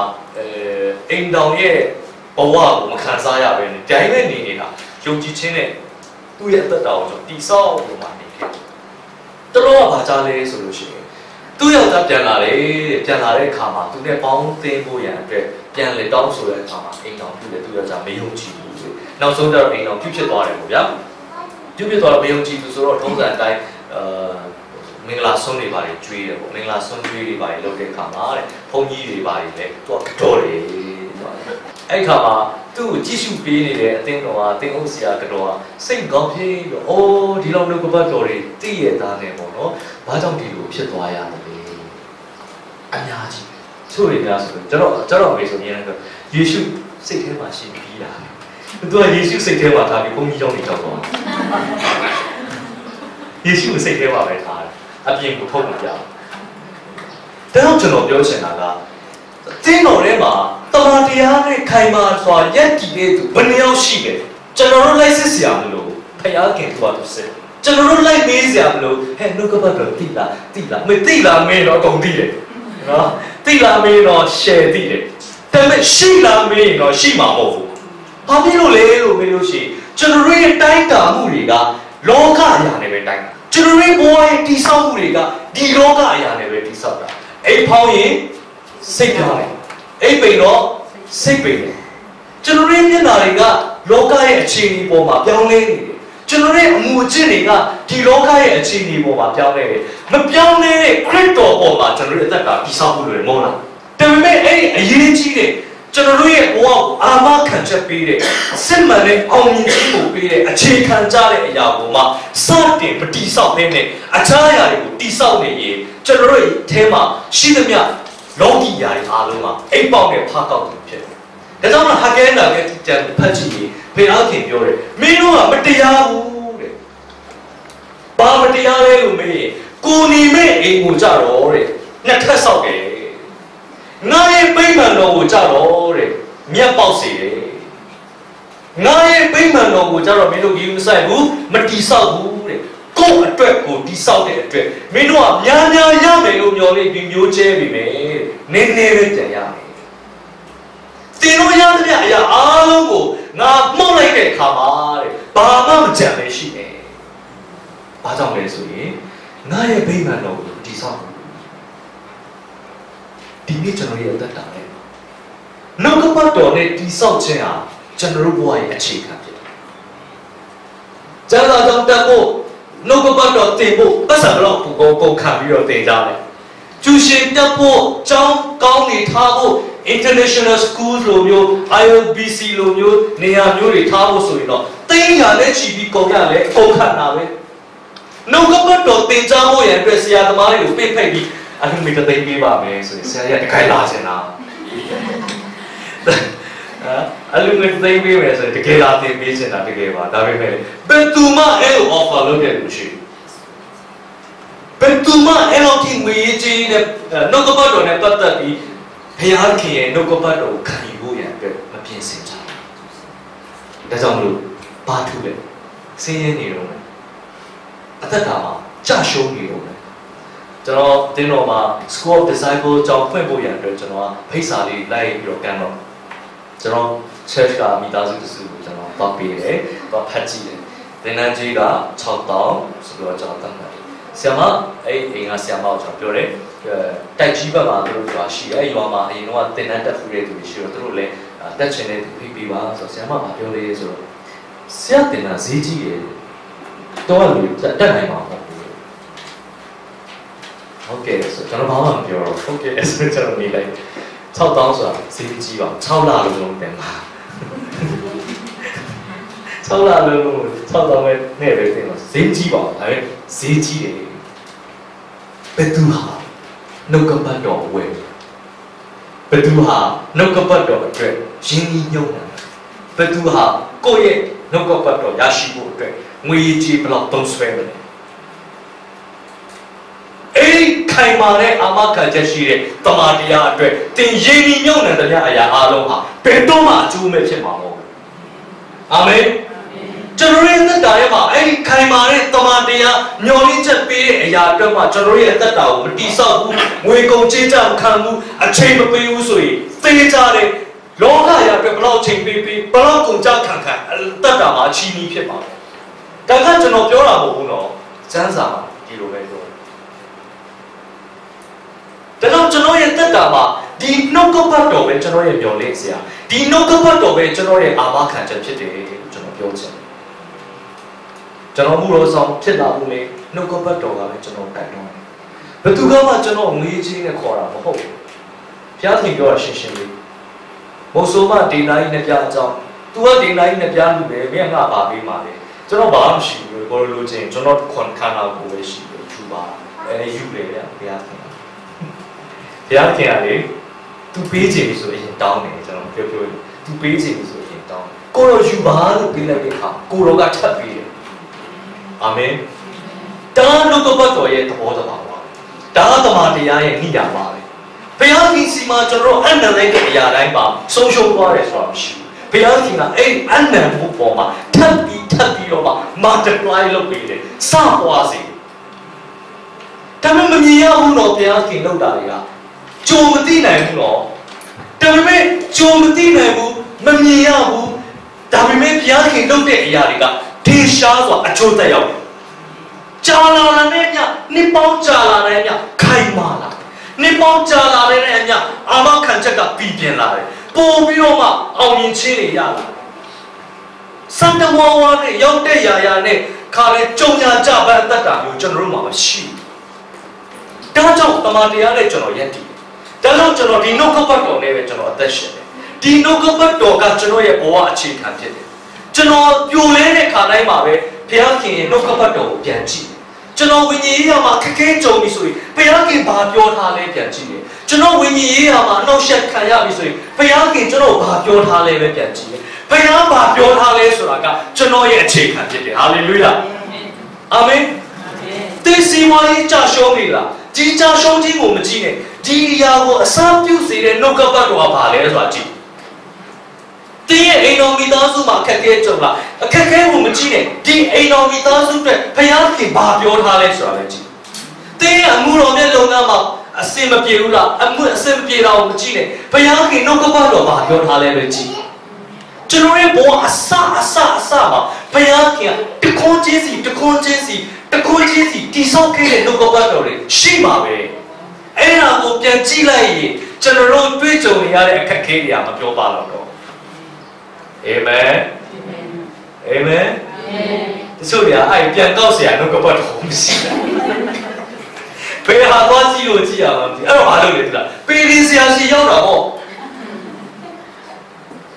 လက္ခဏာကြည့်ပေးပါဦးဆိုတာဖြစ်လာတာပေါ့အမေအကြအပြင်အတက်ဟောမဲ့ prophet တွေစီလည်းရောက်သွားတတ်တယ်ကျွန်တော်ကလောမျိုးကလောတောင်ကြီးမှာသင်တန်းသွားပြီးတော့ home serve youth service တခုမှာကျွန်တော်စတောင်းပြီးတဲ့ခါမှာတယောက်ချင်းစီကိုကျွန်တော်ဝိညာဉ်တော်ပေါ်ပြတဲ့အတိုင်းသူတို့နှုတ်ကပတ်တော်နဲ့တယောက်ချင်းစီပြောပြီးစတောင်းပြီးအဲ့လိုစတောင်းပြီးတဲ့ခါကျတော့ညီမငယ်တယောက်ကကျွန်တော်ပြောလိုက်တဲ့စကားနဲ့သူ့တက်တာနဲ့တော့ကြိုက်တော့သူကလိုက်ခွာတာပေါ့တတ်တိခံတာပေါ့တတ်တိခံတော့အဲ့မှာအမတယောက်ကအဲ့တန်ကြားတာဆရာဒီနေ့က prophet ပြုလိုက်တယ်လို့တိတ်မှန်လေလို့ကြားတယ်ကျွန်တော်လည်း prophet ပြုပြီးပါကျွန်တော်သူ့စိုက်ကြည့်ကျွန်တော်အဲ့လိုမလုပ်တတ်ဘူးအဲ့လိုမျိုးကြီးကျွန်တော် blind နေကျွန်တော်မလုပ်ဘုရားခင်ပြောခိုင်းတာပဲကျွန်တော်ပြောတာဖြစ်တယ်လူတွေကဒီနေ့စိတ်ဝင်စားတယ်နော်ဘာစိတ်ဝင်စားလဲဘရောငါဖြစ်မလဲရောငါအိမ်တော်ကြမလားမကြဘူးလားငါစီဝါအောင်မလားမအောင်လားငါဒီခီးသွားတယ်လားမသွားဘူးလားဆရာနည်းနည်းပြောကြည့်ပါဦးဆရာလေးစွတ်ပြောခိုင်းတယ်အတင်းပြောခိုင်းတယ်အလူငွေပေးပြီးပြောခိုင်းတယ်အစားဆောင်ခိုင်းပြီးပြောခိုင်းတယ်အဲ့တော့မပြောရင်လည်းခက်တော့ခက်သားပဲနော်အကြီးုံပြတ်ပါဆိုရင်လည်းအလကားပါလေးဆရာပါပရောဖက်လည်းယူတတ်ပါညာဆိုပြောသူတို့ကိုယ်တိုင်ကနှုတ်ကပတ်တော်နဲ့ဒီဆောင်မှုရှိသူတို့ကိုယ်တိုင်ကတမန်တရားကိုနားမလည်ဘူးသူတို့ကိုယ်တိုင်ကဘုရားခင်နဲ့အချိန်မြူပဲသူများအကြုံရကြပန်းဖြတ်လန်းကနေလိုက်ပြီးတော့အဲ့လိုနီးတဲ့တက်ရှင်တို့ကတော့တေးကြတယ်တစ်ခုခုပြပြီးငါဟိုဆရာပြောလို့လောက်တာလေအဲ့ဆရာပြောတာပြည့်လည်းမပြည့်ဘူးလို့ဖြစ်မှာပေါ့ဟိုဆရာပြောတာလည်းမဟုတ်ဘူးဒီဆရာပြောတာမဟုတ်ခရစ်တော်ပြောတာဖြစ်ရအာမင်ခရစ်တော်ပြောတာကတေးချတယ်အာမင်ခရစ်တော်ပြောတာအာမခံချက်ရှိတယ်အဲ့ကျွန်တော်ပြောတာဖြစ်ခဲ့ရင်ကျွန်တော်တည်သွားရင်အာမခံချက်ရှိဘူးမဟုတ်လားဒါကြောင့်ကျွန်တော်ရဲ့အသက်တာထဲမှာယုံကြည်သူတွေလည်းအထင်ကြီးတယ်ဘာဖြစ်လဲလားကျမ်းစာဖတ်သိပြင်းတာမဟုတ်လားကျမ်းစာဖတ်သိပြင်းတာသူများပြောတာနားထောင်ရမယ်ဆိုရင်တော့ဇိမ်လေးနဲ့နားထောင်ဒါတော့မှအိမ်လိုက်ရှင်သေးတယ်နော်ကိုယ်တိုင်ဖတ်ရမယ်ဆိုရင်ဟာမျက်လုံးမြန်ကောင်းတော့ဘူးဝါဒတာဖြစ်နေပြီနားမလဲဒေရှာရထဲမှာပြောတယ်ပေါ့ငါလူမျိုးတွေတဲ့ကျမ်းစာဖတ်ပါ prophet စကားဖတ်ပါလို့ပြောရင်ဘာပြောလဲဆိုငါတို့စာတက်ဘူးလေခက်တီကြီးပဲငါတို့စာတက်ဘူးလေစာတက်တဲ့သူကိုဖတ်ခိုင်းတော့လေငါနားမလဲဘူးသစိတ်ခတ်တဲ့စာတွေဖြစ်တယ်အဲ့ဒါနဲ့ငါရဲ့ကျမ်းစကားတမတရားကိုပယ်ကြတယ်ဒါကြောင့်မလို့ကျွန်တော်ရဲ့အသက်တာထဲမှာပညာရှိဆိုတာဘာလို့လဲလို့ပြီးကိုယ့်ရဲ့အသက်တာကိုဘုရားပြောတဲ့စကားနဲ့တိဆောက်တတ်တယ်ပြောတာဘုရားကြီးနှုတ်ကပတ်တော်ကြားရမယ်ဆိုရင်ဘယ်တော့ပေးရဗျာပေးပါပဲမဟုတ်လားကဲဒီ3ရက်သင်တန်းအတွက် ကျွန်တော်တို့ class ကြီးကောက်နေဆိုပေးကြပါလားဆောင်းလို့ပေးမယ်နော်တယောက်တော့3ရက်ကို3000တယောက်3000ဆိုဈေးကြီးတော့ကျွန်တော်နည်းနည်းရှော့မယ်ဈေးစစ်ကြမလားဈေးမတောင်းပါဘူးဘုရားခင်ရဲ့ကျေးဇူးတော်ကကျွန်တော်ပြောပြီးပြီအခမဲ့ဖြစ်တယ်ဟာလေလုယာရှင်မောင်ကငွေပေးပြီးတော့မှကျွန်တော်အဲ့ဒီစုကျေးဇူးတွေလိုချင်ပါလေဒါပေမဲ့ပေးလို့ရတယ်လို့ဘုရားခင်ရဲ့ကျေးဇူးတော်ကိုငွေပေးပြီးဝယ်စရာဟာကျေးဇူးတော်ကြောင့်ကျွန်တော်နှုတ်ကပတ်တော်တွေကြားရတယ်ကျေးဇူးတော်ကြောင့်ကျွန်တော်တို့ဝိညာဉ်ရေးကနည်းနည်းမှုတွေကြားရတယ်ဒီတော့ကျေးဇူးကိုတလောက်ကောင်းတာများကျွန်တော်တို့ကအဲ့ကျေးဇူးတော်ထဲမှာဘုရားကိုချိန်ပေးပြီးမွေ့လို့ကိုရတော့အားမဆိုင်ဘူးအဲ့ဒါဆိုရင်သိကြတယ်ကျွန်တော်ရဲ့ဝိညာဉ်ရေးအသက်တာဟာဘာမှထူးခြားလာမှာမဟုတ်ဘူးဘာမှဖြစ်လာမှာမဟုတ်ဘူးနော်ဒါကြောင့်မလို့ဒီနေ့လူတွေနှုတ်ကပတ်တော်ကိုလေ့လာဖို့ရတဲ့အတွက်လိုအပ်နေတဲ့အချိန်မှာကျွန်တော်တို့တွေကတမန်တရားကိုသိပြီးတော့မှဒီတမန်တရားနဲ့အသက်တာတိဆောက်ပြီးတော့မှဘာလို့အသက်ရှင်ရတာလဲမေးနှုတ်ကပတ်တော်မရှိသေးတဲ့သူပြိုလဲနေတဲ့သူတွေကိုခိုင်မာစွာတိဆောက်ပေးနိုင်လို့ဖြစ်တယ်။ကိုယ်တိုင်လည်းတမန်တရားနဲ့တိဆောက်ရတယ်မဟုတ်လား။သူများကိုလည်းကျွန်တော်ဘာလုပ်ပေးမလဲ။တိဆောက်ပေးဖို့လိုတယ်။တိဆောက်ပေးဖို့လိုတယ်။ပြဿနာတွေကအခြေခံရင်းကအားဖြင့်ကြည့်ရင် foundation မခိုင်ဘူးလေ။ဒါကြောင့်မို့ကျွန်တော်တို့ဒါကိုသိရင် foundation ကိုတူးဆွပြီးတော့မှစားတတ်ဖို့လိုအပ်တယ်လို့ကျွန်တော်ပြောချင်တယ်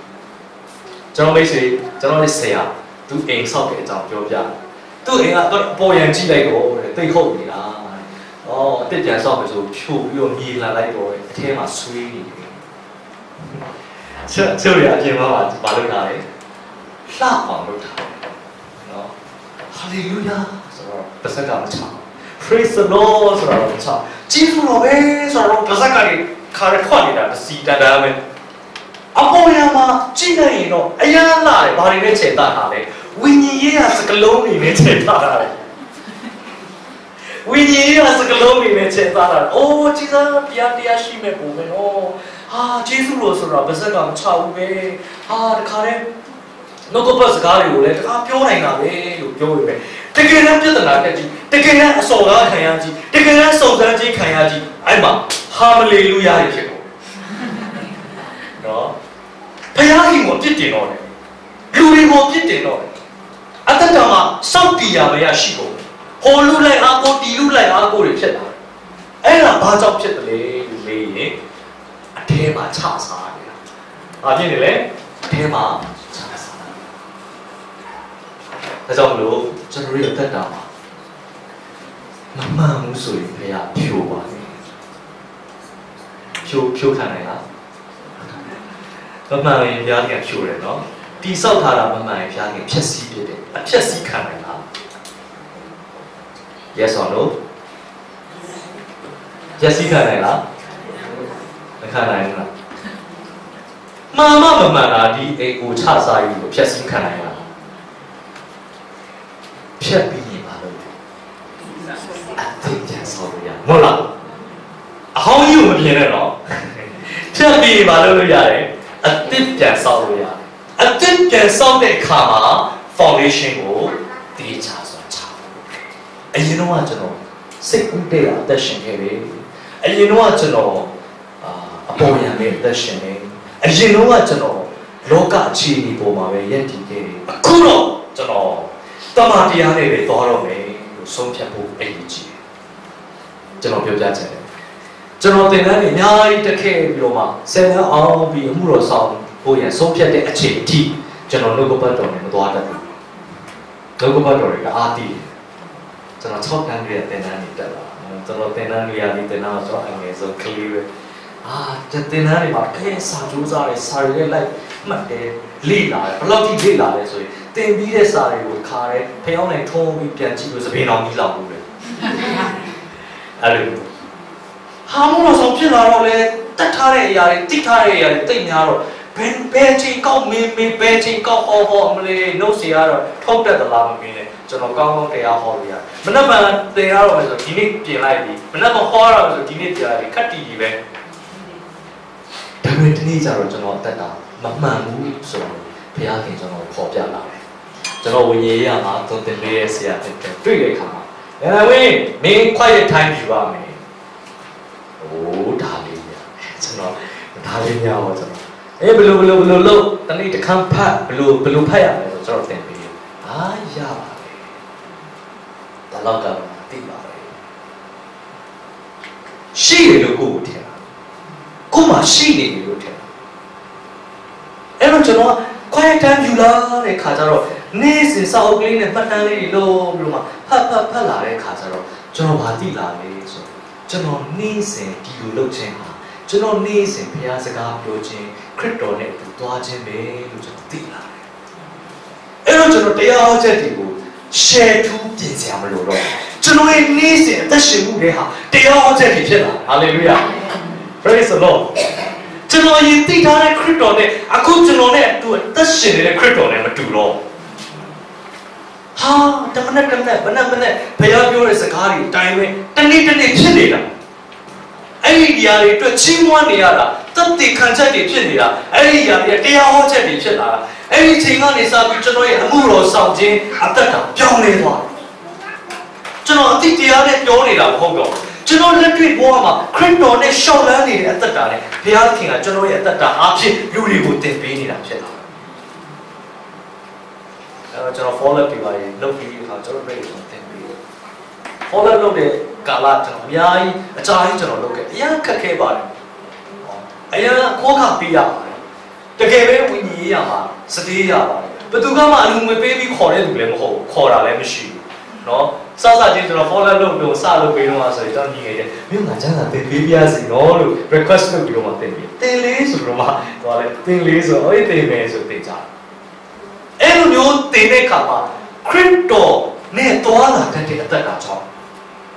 နှုတ်ကပတ်တော်ရှိတဲ့အသက်တာကြောင့်ရင်ဆိုင်ရတဲ့အခက်အခဲတွေပြဿနာတွေအဖိုးခတွေကိုရင်ဆိုင်ပြီးတော့မှအဲ့ဒီအထဲကနေပြီးတော့မှတမန်တရားတွေတိဆောက်ပြီးဝိညာဉ်ရေးအသက်တာအမြတ်ကိုရဟာလေလုယာဒီຢာတွေကဒီနေ့ထိတိုင်အောင်ကျွန်တော်ခိုင်ပါစေတဲ့ຢာဒီတွေ့ကြုံတွေကဒီနေ့ထိတိုင်အောင်ကျွန်တော်ရဲ့အနာဂတ်စိန်ခေါ်မှုတွေကိုရင်ဆိုင်နိုင်ဖို့ရအကြောင်းတွေဖြစ်တာကျမ်းစာအကြောင်းတွေသင်တန်းတွေကအတွေးခေါ်ကောင်းတွေ theology ကောင်းတွေသင်ပေးနိုင်ပါလိမ့်မယ်ဒါပေမဲ့ဘလောက်ပဲဆရာကောင်းသမားကောင်းတွေကအကောင်းစားတွေသင်ပေးသင်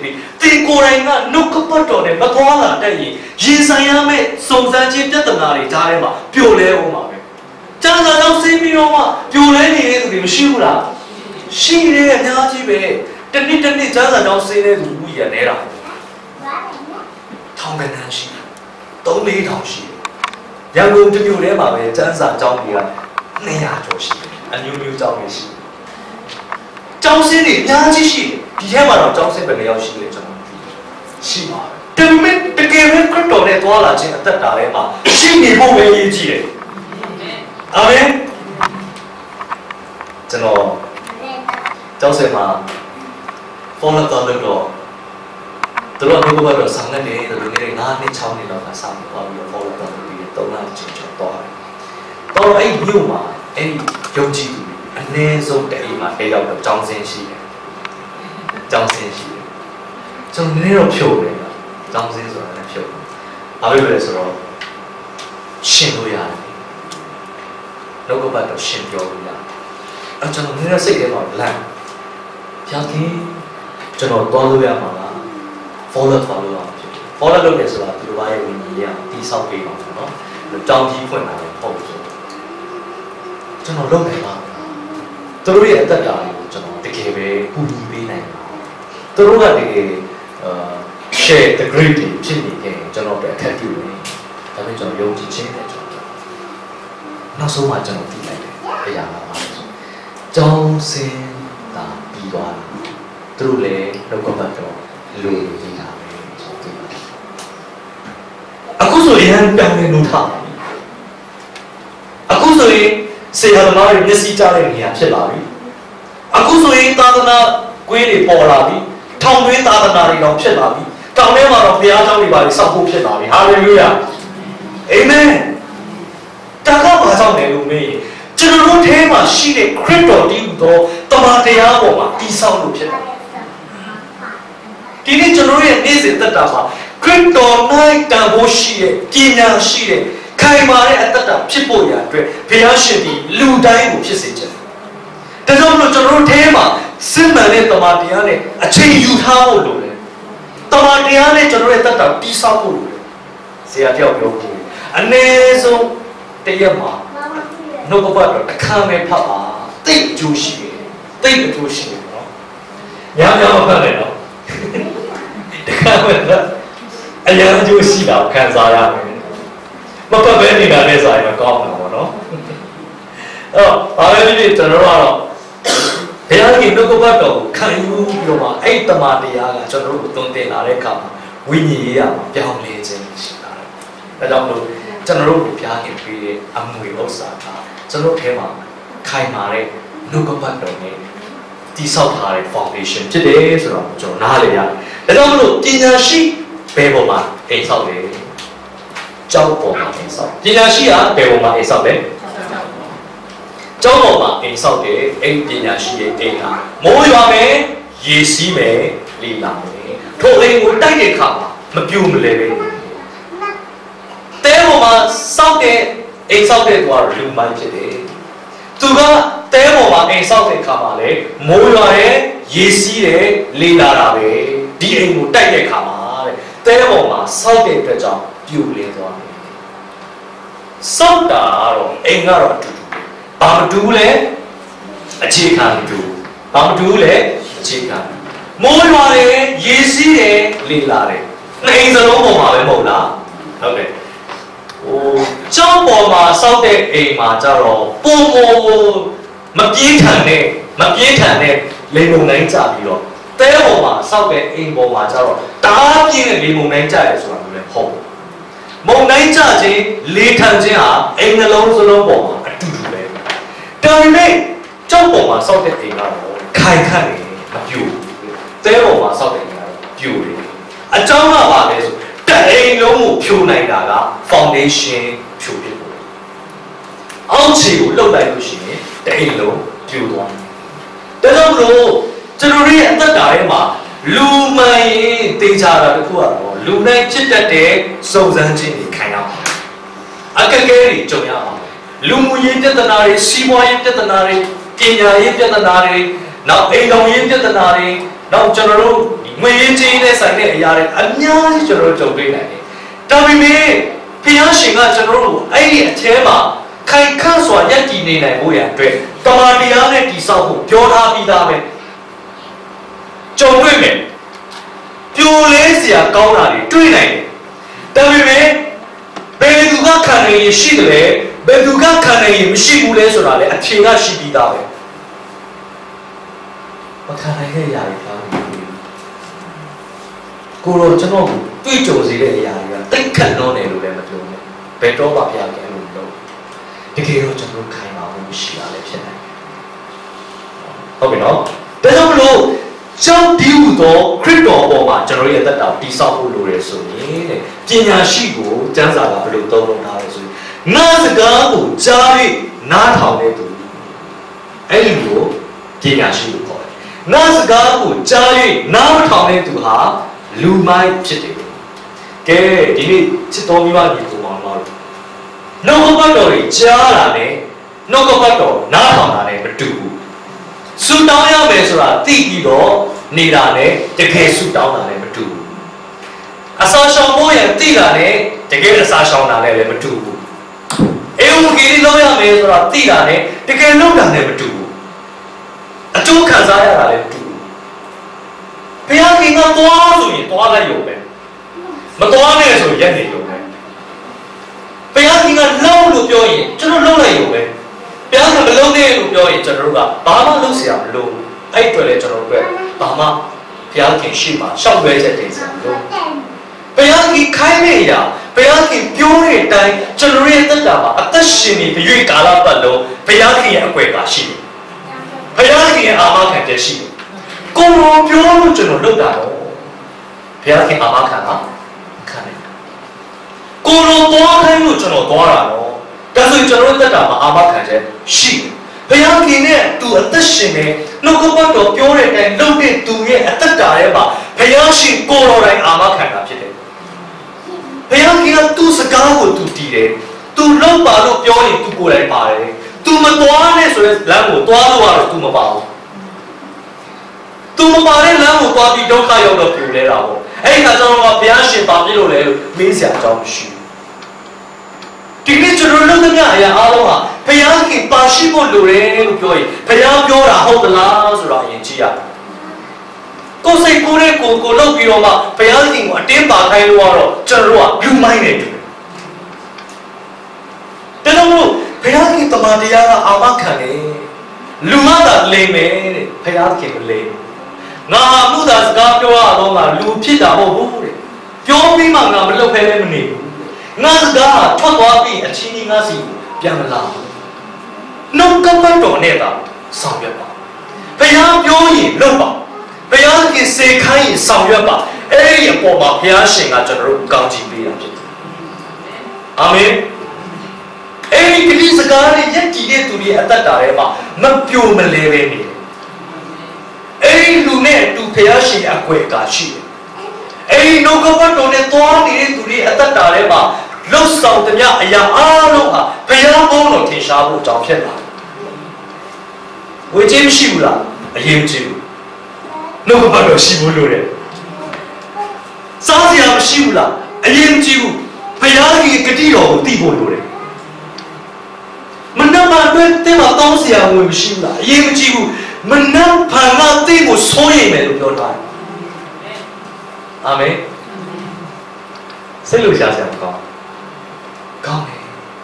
နှုတ်ကပတ်တော်နဲ့အသက်ရှင်ရခြင်းအာမခံချက်ရှိတယ်ဒါကြောင့်မနက်ဖန်ဟာကျွန်တော်အတွက်ဘုရားရှင်ပြင်ဆင်ထားပြီဆိုရင်မနက်ဖန်ကိုအသက်ရှင်ဖို့ရဝင်မလေးနဲ့အာမင်မနက်ဖန်မိုးလင်းလာရင်မျက်လုံးပွင့်ဘာဖြစ်မလဲဆိုတော့စဉ်းစားပြီးကြောက်နေတဲ့သူတွေဟာနှုတ်ကပတ်တော်ကိုကြားပြီးနားထောင်တဲ့သူနဲ့တူတယ်အာမင်အာမင်ကြတော့မနက်ဖန်ကိုစဉ်းစားပြီးကြောက်ရွံ့နေတဲ့သူဟာနှုတ်ကပတ်တော်ကိုကြားပြီးနားထောင်တဲ့သူတွေနှုတ်ကပတ်တော်ရှိရတဲ့ခြေလမ်းလမ်းပြီးရှောက်လာဖို့ရဝင်လေးနေခြင်းဟာမယုံနာတဲ့သူဒီလိုဘုရားခင်ပြောပြီးပြီပဲဘုရားပြောထားတဲ့အရာကိုကျွန်တော်တို့ရဲ့သက်တာထဲမှာယုံကြည်ပြီးလက်တွေ့သက်ရှင်ခြင်းအပြင်တင်းဒီပညာရှိတော်သူဖြစ်ကြောင်းခိုင်မာသောသူဖြစ်ကြောင်းတင်းရဲ့အသက်တာအပြင်လူအများတွေမှာဘုရားဘုန်းတော်ထင်ရှားမှာဖြစ်တယ်လူတွေကတော့ကြည့်ပါကြီးဝါမှာလုံနေပြီနော်မကြခင်ဒုက္ခရောက်တော့ပဲလို့လူတွေရဲ့အမြင်မှာရှိနေရင်တော့တိတ်ထဲမှာခိုင်မာတဲ့နှုတ်ကပတ်တော်ကြောင့်အဲ့ဒီလူတွေအရှက်ရစေတယ်အာမင်တင်းကိုကဲရတာပဲဖြစ်လောင်ပြောင်တာပဲဖြစ်တော်တရားနဲ့အသက်ရှင်လို့တင်းလုံးရက်တွေကိုမယုံကြည်နိုင်တော့အောင်ဖြစ်နေရင်တော့ပါအဲ့ဒီလိုပြောတဲ့မြင်တဲ့သူတွေကတင်းရဲ့အသက်တာနှုတ်ကပတ်တော်ပြောတဲ့အတိုင်းအသက်ရှင်ခြင်းအဖြစ်ရှက်ကြောက်စရာတော့ဖြစ်နေတယ်ဟာလေလုယာလူရင်းမြင်တယ်လို့တင်းပြိုလဲသွားတယ်ဆိုပါဆိုကြည့်ပါအဲ့လိုပြိုလဲတော့တကယ်လည်းဘုံဆိုပြိုလဲသွားကြည့်ပါလားမကြခင်အမှားလုပ်တော့မယ်ဘုံဆိုအမှားလို့ကြည့်ပါလားမကြခင်ဒုက္ခရောက်တော့မယ်ပြောတဲ့အတိုင်းသူများပြောတဲ့အတိုင်းသူများမြင်တဲ့အတိုင်းသူများပါဇက်ကနေပြီးတော့မှဟောလာဟာလာတပုတ်တွေပဲပြောတဲ့အတိုင်းကျွန်တော်တို့သက်ကဖြစ်နေရတယ်ဆိုရင်နှုတ်ကပတ်တော်ကြားပြီးနားမထောင်လို့ဖြစ်တယ်အာမင်ကျွန်တော်တို့ကသူများပြောတဲ့အတိုင်းဖြစ်တယ်ဟုတ်ကဲ့ဘုရားပြောတဲ့အတိုင်းဖြစ်ရတယ်ဟာလေလုယာသူများပြောတဲ့အတိုင်းဖြစ်ရမှာလားဘယ်သူပြောတဲ့အတိုင်းဖြစ်ရမှာလဲဘုရားပြောတဲ့အတိုင်းဖြစ်ပါဒါဆိုရင်သူများပြောတဲ့အတိုင်းဖြစ်နေရတဲ့ဘဝကဘာလဲလို့မေးရင်နှုတ်ကပတ်တော်သိပြီးတော့နားမထောင်လို့ပဲဖြစ်တယ်အစကတည်းကလည်းမသိတာလည်းဖြစ်တယ်မှတ်ထားပါကျွန်တော်တို့ဟာသူများပြောတဲ့အတိုင်းလူတွေမြင်တဲ့အတိုင်းလူတွေတွေးခေါ်တဲ့အတိုင်းကျွန်တော်ရဲ့ဘဝကိုကျွန်တော်တည်ဆောက်နေတာဟုတ်ဒါကြောင့်တမန်တရားနဲ့ကျွန်တော်တို့သက်တာကိုရည်တည်ဟာလေလုယာကျွန်တော်တို့ရဲ့အသက်တာထဲမှာဒီနှုတ်ကပတ်တော်ကိုကြားပြီးတော့မှနားမထောင်ပဲနဲ့အသက်တာကိုအသက်ရှင်နေခြင်းဟာကျွန်တော်ရဲ့ဘဝကိုကျွန်တော်ဖြည့်ဆည်းတာနဲ့တူတယ်ဒီလားဟုတ်လားကိုဘဝကိုဖြည့်ဆည်းမလားကိုဘဝကိုဖြည့်ဆည်းမလားကိုမိသားစုကိုဖြည့်ဆည်းမလားကိုစီးပွားရေးကိုဖြည့်ဆည်းမလားကိုရဲ့နာဂတ်ကိုဖြည့်ဆည်းမလား ဘယ်သူမှမဖြတ်စည်းဘူးကိုယ့်ကိုယ်ကိုဖြတ်စည်းမဲ့သူမရှိဘူးကိုယ့်မိသားစုဖြတ်စည်းမဲ့သူမရှိဘူးကိုယ့်ရဲ့အသင်းတော်ဖြတ်စည်းမဲ့သူမရှိဘူးကိုယ့်ရဲ့အနာဂတ်ကိုဖြတ်စည်းဝန်းတဲ့သူလည်းမရှိဘူးဒါပေမဲ့နှုတ်ကပတ်တော်ကိုကြားပြီးနားမထောင်တဲ့သူပါတဲ့ကိုယ်သက်တော်ကိုဖြတ်စည်းတဲ့သူပဲတဲ့မဟုတ်လားဘာဖြစ်လို့လဲတဲပေါ်မှာစောင့်နေတာကိုကိုယ့်ရဲ့မိသားစုကိုဖြတ်စည်းခြင်းအကြောင်းဖြစ်စေတာကကြားပြီးနားထောင်တာနှုတ်ကပတ်တော်ဒါကြောင့်ကျွန်တော်တို့ကဖြတ်စည်းဖို့တော့ကြံစီမရှိဘူးဒါပေမဲ့ဖြတ်စည်းကုန်တယ်ဖြတ်စည်းဖို့တော့မရှိရွယ်ဘူးဒါပေမဲ့ဖြတ်စည်းစရာအကြောင်းတွေဖြစ်လာတယ်အဲ့လိုမျိုးဖြတ်စည်းခြင်းဖြတ်စည်းခြင်းမျောလေးတဲ့အရာတွေအားလုံးရေစုံမျောခြင်းဖြစ်လာရင်ဒီကျမ်းစာကိုတတိယပါနှုတ်ကပတ်တော်နဲ့မညီတာဘာလို့မိပြီလဲဟုတ်လားနှုတ်ကပတ်တော်နဲ့မညီတဲ့အရာဘာလို့မိပြီလဲဘာများကျွန်တော်မှားနေလဲဘယ်နေရာမှာဘုရားခင်ကပြောရတာလဲကျွန်တော်တို့ကအဲ့အရာကိုမစင်ချင်ခဲ့ပြီလေတတိမထားခဲ့ပဲနေခဲ့ပြီလေအဲ့ဒါကိုတတိထားပြီးလိုက်ရင်ရိုးရိုးနေပဲတတိမမှုရင်လေဂူတော်မမြင်ဘူးလေဟုတ်တယ်မလားဂူကြီးတစ်လုံးလုံးရှိကြတော့တတိမမှုရင်မမြင်တတ်ဘူးကျို့လေမျက်စိသိရှမ်းလာပဲနော်ကျွန်တော်လည်းမျက်စိရှမ်းပါတယ်လမ်းသွားလို့ရှိရင်လေကျွန်တော်အာရုံနဲ့ကျွန်တော်သွားတာကျွန်တော်နှုတ်ဆက်ကျွန်တော်တွေ့မျက်မှန်လည်းတက်ထားတော့ဘောင်ထဲမှာကြည့်ရတယ်လို့ပဲဘေးဘက်ကလည်းသိမြင်တာမဟုတ်ဘူးပါဝါသိမများလို့ပါဝါများလို့ရှင်ပြီးဘာမှမမြင်တော့တခါလေလည်းမမြင်ချင်တဲ့သူဆိုရင်မျက်စိအကြောင်းပြပြီးတော့ပြီးမြင်တော့ကျွန်တော်တို့က physical မျက်လုံးနဲ့ဒီမျက်လုံးနဲ့မြင်ရတာကိုပြောချင်တာပေါ့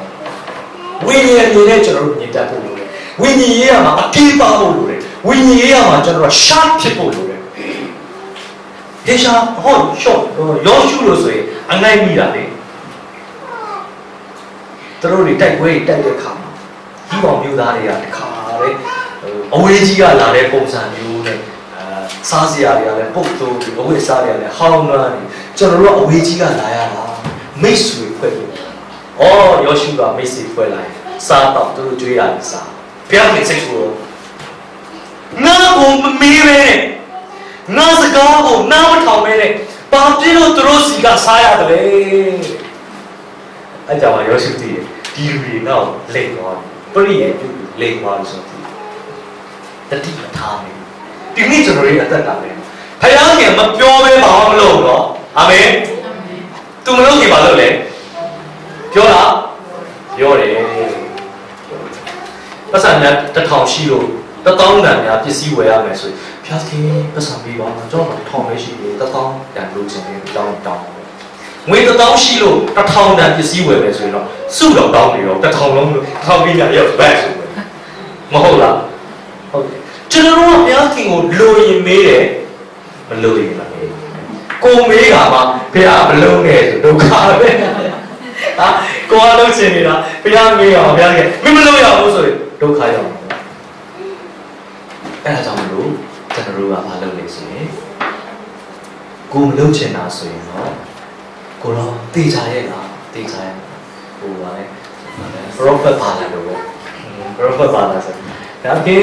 ငါဘုရားကောင်းမေးလိုက်အောင်လေဣတိလာလူတွေချိန်ရလားမချိန်ရလားငါသိရဖို့ကောင်းမေးလိုက်ဘုရားခင်ချိန်ရဘူးငါလူမျိုးတွေကောင်းချီးပေးပေးရမယ်အဲ့ဘုရားခင်ကပြောလိုက်တယ်သူ့လူမျိုးတွေကောင်းချီးပေးဖို့ပြောတယ်ဒီလိုပြန်ကြတော့ဆိုပြန်လို့လိုက်တယ်အမကြီးစစ်တီကြီးပြန်လို့လိုက်အဲ့ဒါနဲ့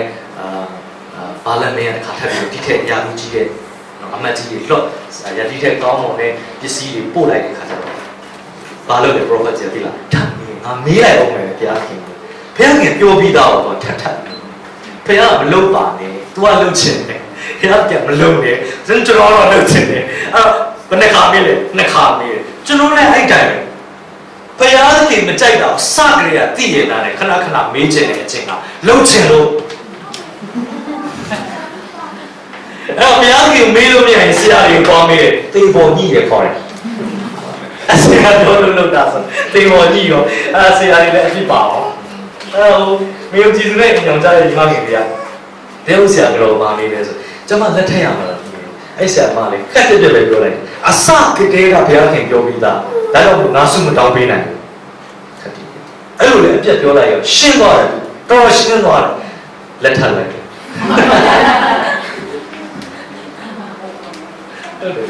အလုံးလုံးနဲ့ညီတာလိုက်ပြီးစူတောင်းခိုင်းလို့ရမှာအစကတည်းကတည်ရတဲ့နဲ့စူမတောင်းရဘူးဆိုတာတည်ရတဲ့နဲ့ကျွန်တော်တို့ကလိုက်ပြီးတော့မှပေါ်ညှိပြီးတော့မှကျွန်တော်တို့ကဘုရားစကားကိုတည်ညီတဲ့ညွတ်တဲ့လမ်းလွဲဖို့ရစဉ်းစားကြလွဲချင်တဲ့သူကတော့တည်ညီတဲ့ညွတ်တဲ့လွဲကြတော့မှာ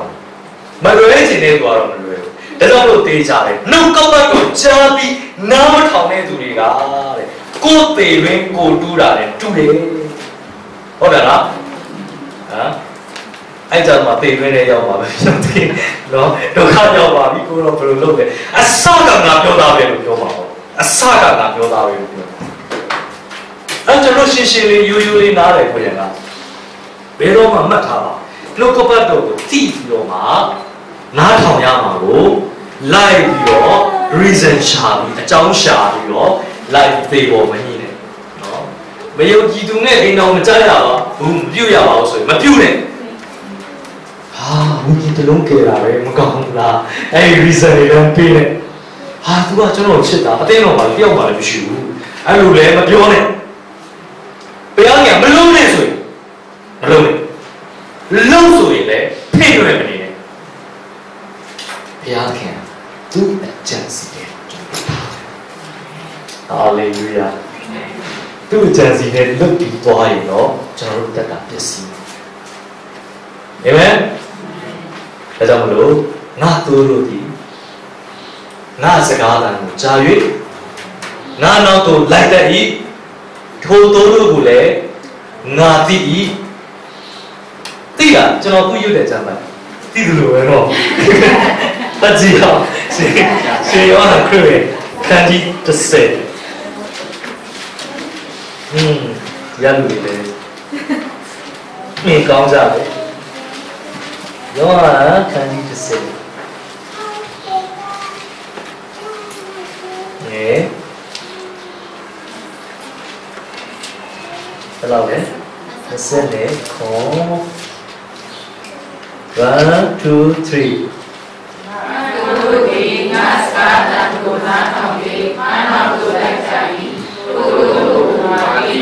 Thank you ရပြီယေရှုပြောတာရှင်းရှင်းလေးငါတော့မှန်ရင်ငါစကားတန်ကိုကြားတယ်ပြီးတော့ငါနောက်ကိုလည်းလိုက်တတ်တယ်လမ်းလွဲမှာမစိုးရင်ရအောင်လမ်းလွဲမှာမစိုးရင်ရအောင်ဘာဖြစ်လို့လဲလို့မေးရင်တခက်တန်ကျွမ်းနေတယ်အဲ့တော့ကျွန်တော်ရဲ့တက်တာထဲမှာပထမခရစ်တော်နဲ့ဆိုင်တော်သူဖြစ်ဖို့လိုတယ်ခရစ်တော်ကိုကျွန်တော်ရဲ့အသက်တာထဲမှာနေရာပေးထားဖို့လိုတယ်ကျွန်တော်ကခရစ်တော်ကိုကျွန်တော်ရဲ့ကယ်တင်ရှင်ဖြစ်ကျွန်တော်ရဲ့အသက်တာထဲမှာလက်ခံထားဖို့လိုတယ်အဲ့ဒါဆိုရင်တော့ခရစ်တော်သိုးဖြစ်သွားတယ်ခရစ်တော်ရဲ့သိုးဖြစ်တယ်ဆိုရင်အတန်ကိုကြားတတ်ရအတန်ကိုကြားတတ်တယ်လို့ပြောတော့ဆိုရင်ဘယ်လိုမျိုးလဲနားတွေကနေလာပြောပါလားအိမ်မက်ထဲကနေပြောပါလားတမန်လို့ရှိရင်ဘယ်လိုပုံစံမျိုးနဲ့ဘုရားသခင်အတန်ကိုကြားမှာစာရန်ပြောတာလားဘုရားသခင်ပြောတာလားဘယ်လိုလုပ်သိမလဲအဲ့ဒါအရေးကြီးတဲ့ကဏ္ဍဖြစ်တယ်ဒါကြောင့်ကျွန်တော်ကငါတော်ရည်ဒီငါစကားအတန်ကိုကြားပြီးငါနောက်ကိုလိုက်တတ်ဖို့ရအတွက်ဒီအတန်ကိုကျွမ်းဖို့ရအတွက်ကျွန်တော်ရဲ့နားတွေကဘာလို့ဖို့လိုလဲဆိုရင်အာယုံဆိုင်ဖို့လိုတယ်ဘုရားရှင်ဝိညာဉ်တွေကသိတယ်ဘုရားအတန်ကကျွန်တော်ကဝိညာဉ်တွေကသိတယ်အဲ့ဒီအာယုံဘုရားခင်ရဲ့အတန်ကိုကြားနိုင်တဲ့အာယုံဖန်ဆားနိုင်တဲ့အာယုံအဲ့ဒီအာယုံကဒါဘုရားခင်အတန်လားဆိုတော့သိနိုင်ဖို့ရဘုရားရှင်ကျွန်တော်တို့ထဲမှာသူ့ရဲ့ဝိညာဉ်ကိုထည့်ထားပေးတယ်ဒါကြောင့်လောကမှာတော့ဖတ်တဲ့အခါမှာမလွဲရဘူးအတိတ်ပဲကောက်မလွယ်ဘူးလုံးဝမလွယ်ဘူးဘာကြောင့်လဲဆိုကျွန်တော်တို့ရဲ့ဝိညာဉ်ကသိတယ်နှုတ်ကပတ်တော်ဝင်လာတော့ကြားတဲ့အခါမှာကျွန်တော်တို့အကောက်မလွဲစေရဘူးကျွန်တော်သိတယ်ဒီနှုတ်ကပတ်တော်ကဘုရားပြောတာဟုတ်မဟုတ်အာမင်ဒါကြောင့်မလို့မှားရင်းမှာမကြောက်နဲ့အယူဝါဒဩဝါဒမှားတွေနားထောင်ပြီးမှမကြောက်နဲ့ဘာကြောင့်လဲလို့မေးကျွန်တော်တို့မှာဘုရားစကားကိုပိုင်းခြားနားလေစေမဲ့ဝိညာဉ်ကိုယုံကြည်ခြင်းရှိကြတဲ့ကခရစ်တော်ရကြတဲ့ကထည့်ထားပေးတာဆရာတယောက်ပြောတာကျွန်တော်အရင်သဘောကျတယ်အမားတွေလည်းကြားလို့စီကြားလို့စီအမားကြားမှာ Amati. Amati thabi de tu amaru le lulu ti. Okay lah. Hola. Okay. Okay. Datang dulu. Jangan biar sini. Nggak tu ya. Nggak sekarang ni cari. Nggak nak kau belai ni. Betul nama belai ni dia kita. Hola. Datang dulu ya. Tak kemeh dia. Toh ni yang wah kita. Bukan toh ni apa? Tiba toh ni apa? Hulu nak lay apa? Dilu nak lay apa? Sore. Wulu orang pisah. Jangan orang sih. Pada lepas ni, cenoma tercari pihak tangguh, tidak dek pihak yang wini sih. Amin. Lalu malam soi yau, amari jam malam soi yau, amar jam pukau ni anak ngale pola. Dalam cenuri anda dah lama, tekan tangguh jauh biloma, lai melai pula besok saya be, atang masih sih. Dalam dulu, nggak tahu ya, nggak leh masih, nggak leh tu kan, betul mah nggak leh kan ni, lalu ni yang, kalau kau ni lo, jadi lu biar leh mati lu sup kan je kaya, tu tangguh jauh, tu yang nak lai, tu net tu, tayar tu ni nak tua le, lampiar le, isi ayah kupu sang le, temi ayah kamu ni, jangan lu shock dah tu le berjauh ya lu. Yang tu sih masa gue working ni, sahaja ni jenis apa ni, sisi Thai sah, lama, kau betul dulu lama, pihak yang cenderung, sisi Thai lama, cenderung apa, jauhkan. Kau aku tanya tu ni nak siapa? Kau aku isi ya lai siapa? Kau aku no dokari jauh kita nak ni, mahal pun no, betul lah. Pihak yang lagi macam sih no, pihak yang lagi macam low jauh ye dah ni, cenderung lagi cari yang ni, pih. Chỉ đâu đi sau này thôi là chỉ là giá đấy thôi là chỉ đâu thôi là mình phải điều này thôi là còn lấy biểu hiện gì lại nào xong rồi tôi có lâu như vậy không tôi chẳng bao giờ che mà nè nó lâu trồng này tiền bao giờ nó ăn gì xí mua là ông là phía kia lâu trồng này nè mà cho nó biểu hiện thao vào rồi mà cho nó là xem thì chỉ đâu thôi lại còn thôi lại tôi có lâu thôi là hàng lâu gì Yang ke lui bio sudah jadi luar tersitu. Kalau kau macam ni, kereta yang ni curi ada. Curi di sana pun, nuk apa dona ni. Era apa kata sih? Lau musi. Curi anak kata apa macam ni. Di kerja tu, kereta lah curi tu, dia sih sejenis, dia sih sejenis. Jadi lo, nak tahu sih sebenarnya. Jadi lo, ni sih, nak kau buat jangan sampai tu ya, sila ni. Sila tu jangan用的no, amin. Sila ni. Ke, tu jangan sila pun tak. Nak kau buat apa jadi tu jangan sila. Sila tu jangan用. Biar kita sekarang biar lah. Biar ni tu jangan用. Macam tu, biar kita ada biar macam. 了嘛，我ပြော啦，即係都ပြော錢嚟食嘛，都ပြော嘛嘅，ဘုရားခင်ပြောမယ်လို့ကျွန်တော်လုံးမလုံးတာလို့ကျွန်တော်မသိဘူးလက်တွေ့လုံးမလုံးတာကျွန်တော်မသိဘူးနော်ဘုရားပြောမှာဘုရားပြောတဲ့တိုင်းကလွတ်သွားနေပြီအသက်ရှင်နေပြီတည်သက်တာဘာခက်ခဲရှိမှာဟာရှိ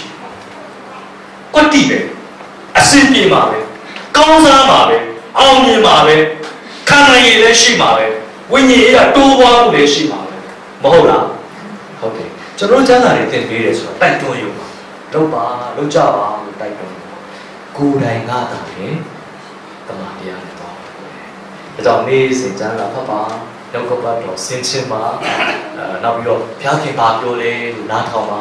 ကိုယ်ဘာလုပ်ရမလဲဆိုတာလေကိုယ့်ကိုယ်ကိုစဉ်းစားပါဖြစ်နိုင်လို့ရှိရင်တော့အဲ့ဒါလေးကိုစောင့်ကလေးနဲ့ရေးထားမယ်ဆိုရင်ဒီဟာတွေကသင်ရဲ့အသက်တာမှာ daily bread ဖြစ်သွားတယ် daily bread တကယ်တော့အောင်ဆက်ပါကျွန်တော်တို့ကသူများရေးတဲ့ daily bread ကိုတိုက်ကိုယ့်ဟာကို daily bread ရှိတယ်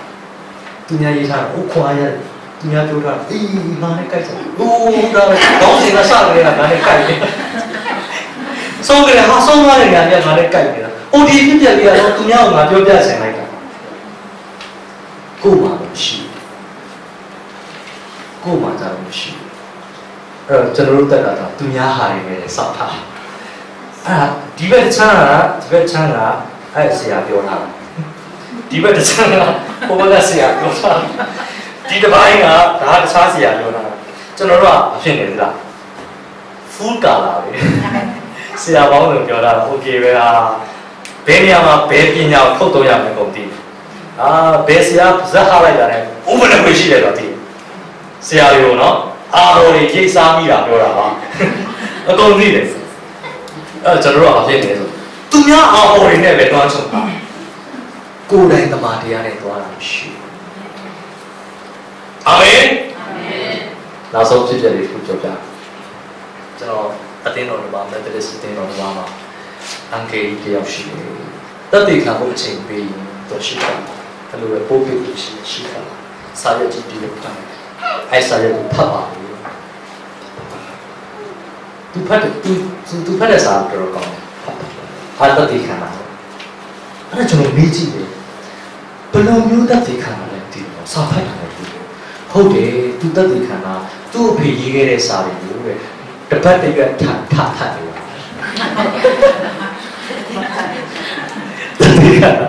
သူ့အဖေရေးတဲ့စာကိုတပတ်တည်းကထဖတ်နေတာအိုးအဲ့ဒါသူ့ရဲ့တတိခံကြီးလားဟုတ်တယ်ပဲဒါကွာရတယ်ပြောပါဦးလို့ပြောရင်ကျွန်တော်တို့မှာကိုယ်ပိုင်ပြောစရာမရှိကိုယ်ကိုဖျားပြောရရမရှိကိုယ်တက်တာမှာကိုယ်တက်ရှင်ခဲ့ရရမရှိဘယ်သူကဘယ်လိုပြောတယ်ဘယ်ဆောင်ကဘယ်လိုပြောတယ်အဲ့ဒါခါပြောအဲ့တော့တင်းဆရာမကြီးတယောက်ကလည်းအဲ့လိုပဲစာအုပ်တုပ်ထဲကဝေငါချက်ကိုထဝေလာတော့အောက်ကတင်းထောက်ကြည့်ရမှာလို့အဲ့ဒါငါဖတ်ပြီးသားကြီးအဲ့လိုလေဖတ်ပြီးသားကြီးနဲ့ကြုံနေတယ်โอเคဒါတော့ကျွန်တော်လည်းဒီမှာရှိတဲ့နော်ယုံကြည်သူတွေကိုနှုတ်ကပတ်တော်ဝင်ကားတဲ့ခါမှာဖတ်ပြီးသားကြီးမကြားဘူးလားလေကြားဖို့ပဲဝိညာဉ်တော်ပေါ်ပြဖို့ကျွန်တော်ဆုတောင်းတယ်ကျွန်တော်ဖတ်ပြီးသားကြီးတွေစောင့်တဲ့ဟာတွေပြောပြီးမှဆိုရကြတယ်လို့ဆိုရင်ငါဒီပြီးသားကြီးဒီဆရာပြောနေတာဒီဆရာပြောတယ်ငါကြားပြီးသားကြီးဆိုရင်ကျွန်တော်ငပေါ်ကြီးဖြစ်သွားမှာကျွန်တော်ပြောချင်တာကကျွန်တော်ဘုရားနဲ့သွားရအောင်ကျွန်တော်ဘုရားခင်ပြောတဲ့စကားတွေပဲကျွန်တော်လက်တွေ့ဘဝမှာဘုရားတုံ့ပြန်နေရတာပဲဘုရားကျွန်တော်မြင်စေလိုတဲ့နေရာဘုရားခင်ကျွန်တော်ထဲမှာထည့်ထားတယ်ဒါဆိုရင်ကျွန်တော်ပြောတဲ့အတိုင်းကျွန်တော်လုပ်နိုင်တယ်ကျွန်တော်ကသူများဟာတွေကြောက်ပြီးပြောပြီးကိုယ်တိုင်လုပ်လို့ဘုရားပြောစဖြစ်ကျွန်တော်တက်တာထဲမှာဘုရားပြောတဲ့အရာကိုကျွန်တော်ပြောတယ်ကျွန်တော်ကိုယ်တိုင်အာမခံတယ်ဒါချက်တော်မိဘကြီးကိုသိကိုလူတွေကြည့်နေတာတင်ပါလို့လဲဆိုတာကိုကြည့်နေတာတင်ပါလို့လဲဆိုတာကတစ်ထဲကဘုကပတ်တော်တစ်ထဲက foundation ပဲဖြစ်တယ်အာမင်ဒါရှင်ရောက်တဲ့ဘောကောင်းကြည့်ပေးပါစေအာမင်ခဏလေးကျွန်တော်တို့ဆုတောင်းဆုတောင်းခင်မှာခဏလေးကျွန်တော်ပဲခဏကြည့်ပါဦးဆုတောင်းမယ်ဆိုတာတစ်ခါမျက်လုံးနဲ့အစင်းသိကိုဖြစ်နေကြတော့ပါနော်ကျွန်တော်ပြောချင်တယ်တင်ကြီးနဲ့ပါဆုံးဖြတ်လေကျွန်တော်မသိကျွန်တော်စိတ်ထဲမှာအရင်ငိုးဆောင်ဖြစ်တယ်အဲ့ဒါပါပဲတင်တို့ရဲ့အသက်တာအပြဖျားရှင်လို့လုပ်ချင်တယ်သူ့ရဲ့အသက်ရှင်ခြင်းအကြောင်းကိုသိစေချင်တယ်တင်အားဖြင့်တင်နှုတ်ထဲကနေအသက်ရှင်တဲ့သူ့ရဲ့စကားတွေထွက်စေချင်တယ်ဒါကြောင့်မလို့ copy လုပ်တာပေါ့ကိုယ်တိုင်ကြုံတွေ့ရတဲ့အရာ copyright ကိုယ်တိုင်လာပြီးတော့မှသူများအကြောင်းတွေပြောတာပေါ့ကိုယ့်အကြောင်းကိုပြောပြီးတော့မှသူတစ်ပါးရဲ့ဝိညာဉ်ရေးအောင်တိဆောက်နိုင်ဖို့ဒီကနေ့ကျွန်တော်ရဲ့အသက်တာကိုခိုင်မာစေရအောင်အာမင်အာမင်ဟာလေလုယာကျွန်တော်တို့ရဲ့အသက်တာထဲမှာဖြစ်ပြတဲ့မြတ်ပြဿနာတွေကျွန်တော်တို့ရင်ဆိုင်ရတဲ့အခက်အခဲတွေအဖြေဟာဘယ်သူစီမှာရှိလဲဘုရားသခင်စီမှာရှိတယ်အာမင်ကျွန်တော်တို့ရဲ့သက်တာထဲမှာရှိတဲ့မြတ်အခက်အခဲပြဿနာတွေဘယ်ကနေစဖြစ်တာလဲဘယ်ကနေစဖြစ်လဲဘုရားအစဖြစ်တာတော့မဟုတ်ပါဘူးနော်ခက်ခဲပြဿနာတွေကျွန်တော်ရင်ဆိုင်နေရတဲ့ရှုပ်ထွေးမှုတွေအဲ့ဒီဖြေကတော့ဘုရားဖြစ်မှန်ကျွန်တော်သိတယ်ဒါပေမဲ့အဲ့ဒီပြဿနာတွေရဲ့အရေးခံတာပါလေအပြစ်ပါလေအပြစ်ဖြစ်တယ်ဒါကြောင့်လို့ကျမ်းစာလေးတစ်ပိုက်ကျွန်တော်ဖတ်ရအောင်မာကုခန်းကြီး14:15ယောဟန်သည်ထောင်ထဲသို့ရောက်သည့်နောက်ယေရှုသည်ဂါလိလဲပြည်သို့ကြွတော်မူနေအ အချိန်ပြည့်စုံပြီးဘုရားခင်နိုင်ငံတော်တည်ထူးပြီးနောင်တရကြတော့အေဝံဂေလိတရားကိုယုံကြည်ကြတော့ဘုရားခင်နိုင်ငံတော်နဲ့ရှင်တော်အေဝံဂေလိတရားကိုဟောတော်မူ၏ဘုရားခင်နိုင်ငံတော်အဲ့ဒီဘုရားခင်နိုင်ငံတော်ဆိုတာကကျွန်တော်တို့လောကမှာဖြစ်ပျက်သမျှလူသားတွေကြုံတွေ့သမျှပြဿနာတွေအားလုံးရဲ့အဖြစ်ဖြစ်တယ် The kingdom of God ဒီကျွန်တော်ရဲ့အဖြစ်ဖြစ်တယ်ထိုနိုင်ငံတော်မှာကျွန်တော်ရဲ့အဖြစ်ရှိတယ်အဲ့တော့ဘုရားကြီးရဲ့နိုင်ငံတော်ဘုရားကြီးရဲ့ဘုန်းတော်ဘုရားကြီးပြည်စင်ထားပြီးတဲ့အရာကိုကျွန်တော်တို့ဝင်စားဖို့ရန်အတွက်နောင်တရဖို့ဘာလို့နောင်တရရမလဲလို့မေးရင်အပြစ်ကြောင့်ဖြစ်ပေါ်လာတဲ့များသောပြဿနာတွေအားလုံးအတွက်ကျွန်တော်တို့ကနောင်တရဖို့လိုတယ်ရှင်နေပြောရင်ဘယ်သူမပြုမိမိမူတဲ့ဗမာစကားအရှင်းတယ်ဘယ်သူမပြုမိမိမူကိုယ်ကြောင့်ပဲဒီຢာတွေဖြစ်တာကိုလုံးလို့ပဲဒီပြဿနာတွေတက်တာအဲ့တော့ဒီပြဿနာတွေရဲ့အရင်ခံစဉ်းစားလိုက်ရင်ကိုယ်အမားလို့ပဲဟုတ်တယ်နော်ကိုလုံးခဲ့တဲ့အမားတွေကကိုယ့်ကိုဘယ်ကိုတွန်းပို့လိုက်လဲဆိုရင်ပြဿနာတွေကိုတွန်းပို့လိုက်တယ်လူကပြဿနာတွေကိုရောက်ပြီးဆိုလို့ရှိရင်ဘာရှာလဲအဖြေရှာဘာရှာလဲအဲ့ဒီအဖြေသူစီမှာရှိတယ်အဲ့ဒီဖြေလို့ချင်လားလို့ချင်ရင်တော့ရရအဖြေကရှိပြီးသားဒါပေမဲ့အဲ့ဒီဖြေကိုရဖို့ရန်ယူဖို့ရန်အတွက်ကျွန်တော်လုပ်ခဲ့တာတွေဟာမှားတယ်ဆိုတာကိုဝန်ခံရမယ်ကိုလုပ်တာလည်းမမှားဘူးဘုရားခင်ကလည်းဖြေရှင်းပေးအော်အဲ့ဒါဆိုမဖြစ်ဘူးဘုရားခင်ကဘယ်တော့မှကျွန်တော်အမှားနဲ့ပူပေါင်းပြီးအလုပ်လုပ်ဘူးကျွန်တော်အမှားထဲမှာလာပြီးသူမပတ်သက်ဘူးသူလုပ်မဲ့အရာကစင်ကြယ်သူလုပ်သောအရာကကျွန်တော်တို့ကောင်းတယ်အဲ့တော့ဘုရားကြီးလုပ်ပေးမဲ့အရာကိုကျွန်တော်တို့လိုချင်တဲ့အခါမှာကျွန်တော်လုပ်ခဲ့တဲ့အရာတွေအမှားကိုတောင်းပန်ဖို့လိုတယ်နောက်နောက်ရဖို့လိုတယ်ဝန်ခံဝန်ချတောင်းပန်တတ်တဲ့သက်တာရှိဖို့လိုတယ်ဒါကြောင့်မို့ကျွန်တော်ရဲ့သက်တာမှာ repent from dead works ကျွန်တော်ရဲ့သက်တာထဲမှာကျွန်တော်တို့ကိုသေလောက်အောင်ဖြစ်စေတဲ့အမှားမျိုးတွေနောက်တာရဖို့လိုတယ်နောင်တမရရင်အဲ့ဒီအမားတွေကဘယ်နည်းကျွန်တော်တို့ပို့ပါလဲဘယ်နည်းပို့ပါလဲအောက်တုံပျက်စီးခြင်းလုံးဝပျက်စီးခြင်းတွေကိုပို့မှာလောကမှာ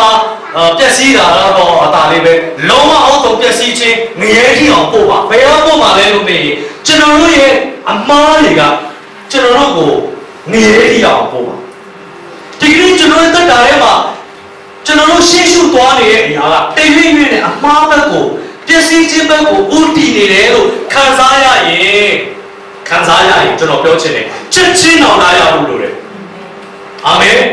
ကျွန်တော်တို့ရဲ့ဘဝဟာလုံးဝအောက်တော့ပျက်စီးတော့မယ်လို့ခံစားနေရရင်နှိုးဆော်ခြင်းခံနေရရင်ယခုချက်ချင်းအောင်လာရဖို့လိုတယ်အချိန်မီရတော့ဘုရားခင်ကကျွန်တော်တို့ကိုနောင်တလမ်းကိုတွေးဆောင်နေတာဖြစ်တယ်ဘုရားခင်ကသူ့ရဲ့အဖြေကိုရစီပြီးတော့မှကျွန်တော်ရဲ့အသက်တာကိုကျွယ်ဝဖို့ရန်အတွက်ဘုရားခင်ဒီကျွန်တော်တို့ကိုပြင်ဆင်ပေးနေတချို့လူတွေကကိုလုံးတဲ့အရာမှားတယ်လို့ထင်တယ်ဒါကြောင့်ကျွန်တော်အပြချင်တယ်အမှားဆိုတာပါလေ what is sin အပြစ်ဆိုတာပါလေကျွန်တော်ပြောချင်တယ်အပြစ်ဆိုတာပါလေတစ်ဖြေကြည့်ရအောင်ဟိုကချာဟိုကဆုံးမဖြစ်ရအပြစ်ဆိုတာပါဒီဘက်ဆုံးချဖြစ်ရဒီဘက်အပြစ်ဆိုတာပါရစကားကိုအားမထောင်စမ်းဒီကတော့ဟုတ်လားအဖြစ်ဆိုအတူတူပဲဟုတ်ပဲလေမတူတာလေးဖြည့်ကြည့်ပါမတူတာလေးရမဟုတ်တာလို့လားဟုတ်ပြီဟောဘုရားနားဖောင်းသားတွေကမဟုတ်တာလို့ဒါဒီအလေဒီကရောဘယ်လိုဖြည့်မလဲပြစ်ဆိုတာပါလေဘုရားစကားကိုစမ်းကျင်တာဟုတ်ပြီနားထောင်တာနဲ့စမ်းကျင်တာနဲ့ဒီလိုဆိုတော့ဘုရားပြစ်ဆိုတာပါလေဘုရားစကားနာမခံတာများသောအားဖြင့်တော့ကျွန်တော်တို့ကဘုရားစကားနာမထောင်တာမဟုတ်တာလို့အပြစ်လုပ်တာလို့ပြောတယ်အမှန်တော့ကျွန်တော်ရဲ့တက်တာထဲမှာအပြစ်ဆိုတာပါလေဆိုတော့ကြည့်ရပြစ်ဆိုတာပါလေဆိုလို့ရှိရင် it is missing the mark ပြစ်မှတ်ချော်တာလို့ခေါ်တယ်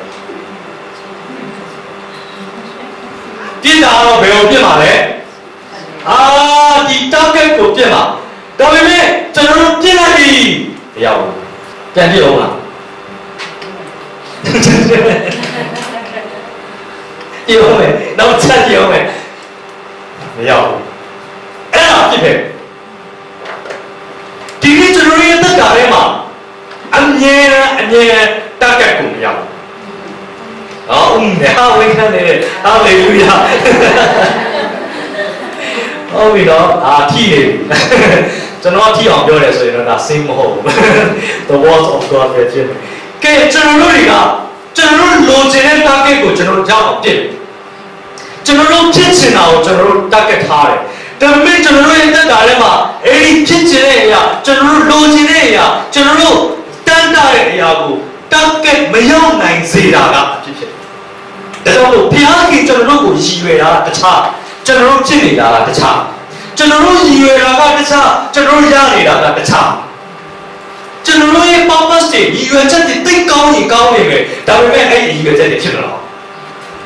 ကျွန်တော်ရဲ့အသက်တာထဲမှာမျော်လင့်ချက်တွေသိပြီးတော့မှတော့ကောင်းချင်ကောင်းနေမယ်မျော်လင့်ချက်တွေဖြစ်မလားဒါတွေအားလုံးကဘာလဲလို့မေးရင်အပြစ်ပဲအပြစ်ကကျွန်တော်တို့ကိုလွဲချော်စေတယ်အပြစ်ကကျွန်တော်တို့ကိုလူရင်းကိုမရောက်စေဘူးဒီနေ့ဒီတောင်လူတွေဟာအဖြေမရဘဲနဲ့လူရင်းမရောက်ပဲဖြစ်နေတာဟာဒီအပြစ်တွေကြောင့်ပဲဖြစ်တယ်လို့ကျွန်တော်ပြောချင်တယ်အာမင်ဒီအောင်လားရှိတော့တားကတော့ရှိလားတားကတော့ရှိတယ်ပြည့်တယ်မရောက်ဘူးအဲ့လိုမျိုးအချိန်ဖြစ်နေကျွန်တော်လည်းဖြစ်ဘူးပါလေကျွန်တော်သူများကြည့်ပြောချင်တာတော့မဟုတ်ကျွန်တော်လည်းဖြစ်ဘူးလေကျွန်တော်တို့ရည်ရွယ်ချက်သိကောင်းတယ်ကျွန်တော်ရည်ရွယ်ချက်သိကောင်းတယ်ကျွန်တော်ရည်ရွယ်ခိုင်းကျွန်တော်စကြရကျွန်တော်မွေးလာကြရနော်ကျွန်တော်ရည်ရွယ်ထားတာအများကြီးရှိတယ်ကျောင်းသားဘဝရောက်လာတဲ့အခါမှာကျွန်တော်ကအင်ဂျင်နီယာလုပ်ရလို့ရည်ရွယ်တယ်ဒါပေမဲ့ဖြစ်မလားဘာဖြစ်လို့ဖြစ်လာသေးလားဆယ်တန်းကအမှတ်မကောင်းဘူးနော်အမှတ်မကောင်းတော့အင်ဂျင်နီယာဖြစ်တယ်ဟာကျွန်တော်ကအမှုတော်ဆောင်ကျွန်တော်လုံးဝမလုပ်ဘူးကျွန်တော်စီးပွားရေးလုပ်ငန်းရှင်လုပ်ပြီးတော့ပါပဲကျွန်တော်ကအမှုတော်ကိုထောက်ပံ့ဖြစ်မလားတစ်ထည့်လည်းဖြစ်မလားအမှုတော်ဆောင်ပဲဖြစ်မှာဟာအိမ်တော်ပြုတော့လေအဲ့လိုပဲရည်ရွယ်လာတယ်လို့ရလာတယ်ကျွန်တော်ဘဝမှာကျွန်တော်ရည်ရွယ်လိုက်တိုင်းကျွန်တော်ကြံစီလိုက်တိုင်းကျွန်တော်ကြံစီတယ်လို့ဖြစ်မလာတာဘာကြောင့်လဲဆိုရင်အဲ့ဒါဖြစ်မှန်တယ်ဒီလိုရှိတဲ့ချက်တော်မျိုးညီကောင်ပါသင်တို့လည်းအချိန်ကြံစီမှုပါပဲအဲ့ဒီကြံစီတွေအချိန်လွဲချော်ခဲ့ပါပဲအဲ့လိုလွဲချော်ခဲ့ရင်ကျွန်တော်ပြောချင်တယ်နောက်လာရအောင်အဲ့ဒါကိုပဲစူးစမ်းပြီးတော့မမှန်မချင်းပြစ်မနေတယ်ဟုတ်လားအတော်သစ္စာရှိတယ်အတော်ဆွဲကောင်းတယ်မမှန်ချင်းအဲ့တက်ကကိုပြောမလားပြစ်မှာပဲနောက်တစ်ချက်ပြောမလားပြစ်မှာပဲနောက်တစ်ချက်အတ္တကကြီးပြီးဟောသွားပြီးတော့သေသွားမယ်ကျွန်တော်တို့အချိန်လုံးညှော်မှန်းခဲ့တဲ့အရာတွေဖြစ်မလာပဲနဲ့ရေစုံညှောရမယ်ဆိုရင်မတန်ဘူးလို့ကျွန်တော်ပြောချင်တယ်ဒါခုပဲတော့လာရလို့ထပ်မပြင်းနေတော့တက်ကလွဲနေမှာတော့ထပ်မပြင်းနေတော့နော်တုတ်ပြီးလို့ဖြစ်နေတုတ်ပြီးရဆိုရင်ငါချိန်ပြင်းလွဲတယ်မချိန်မဲပြင်းမှန်တယ်အဲ့တော့ကျွန်တော်တို့ကလည်းဟာစက္ကန့်ဆောင်တို့ကွာဆိုတော့မှခါရဲတက်ကနေတို့တော့မစင်လာဘယ်တော့မှဘုရားခင်သားသမီးတွေစက္ကန့်ဆောင်တို့တာရှိဘူးနော်စက္ကန့်ဆောင်တို့တာရှိဘုရားခင်အလိုတော်ထဲမှာပဲအသက်ရှင်ဖို့ပဲရှိ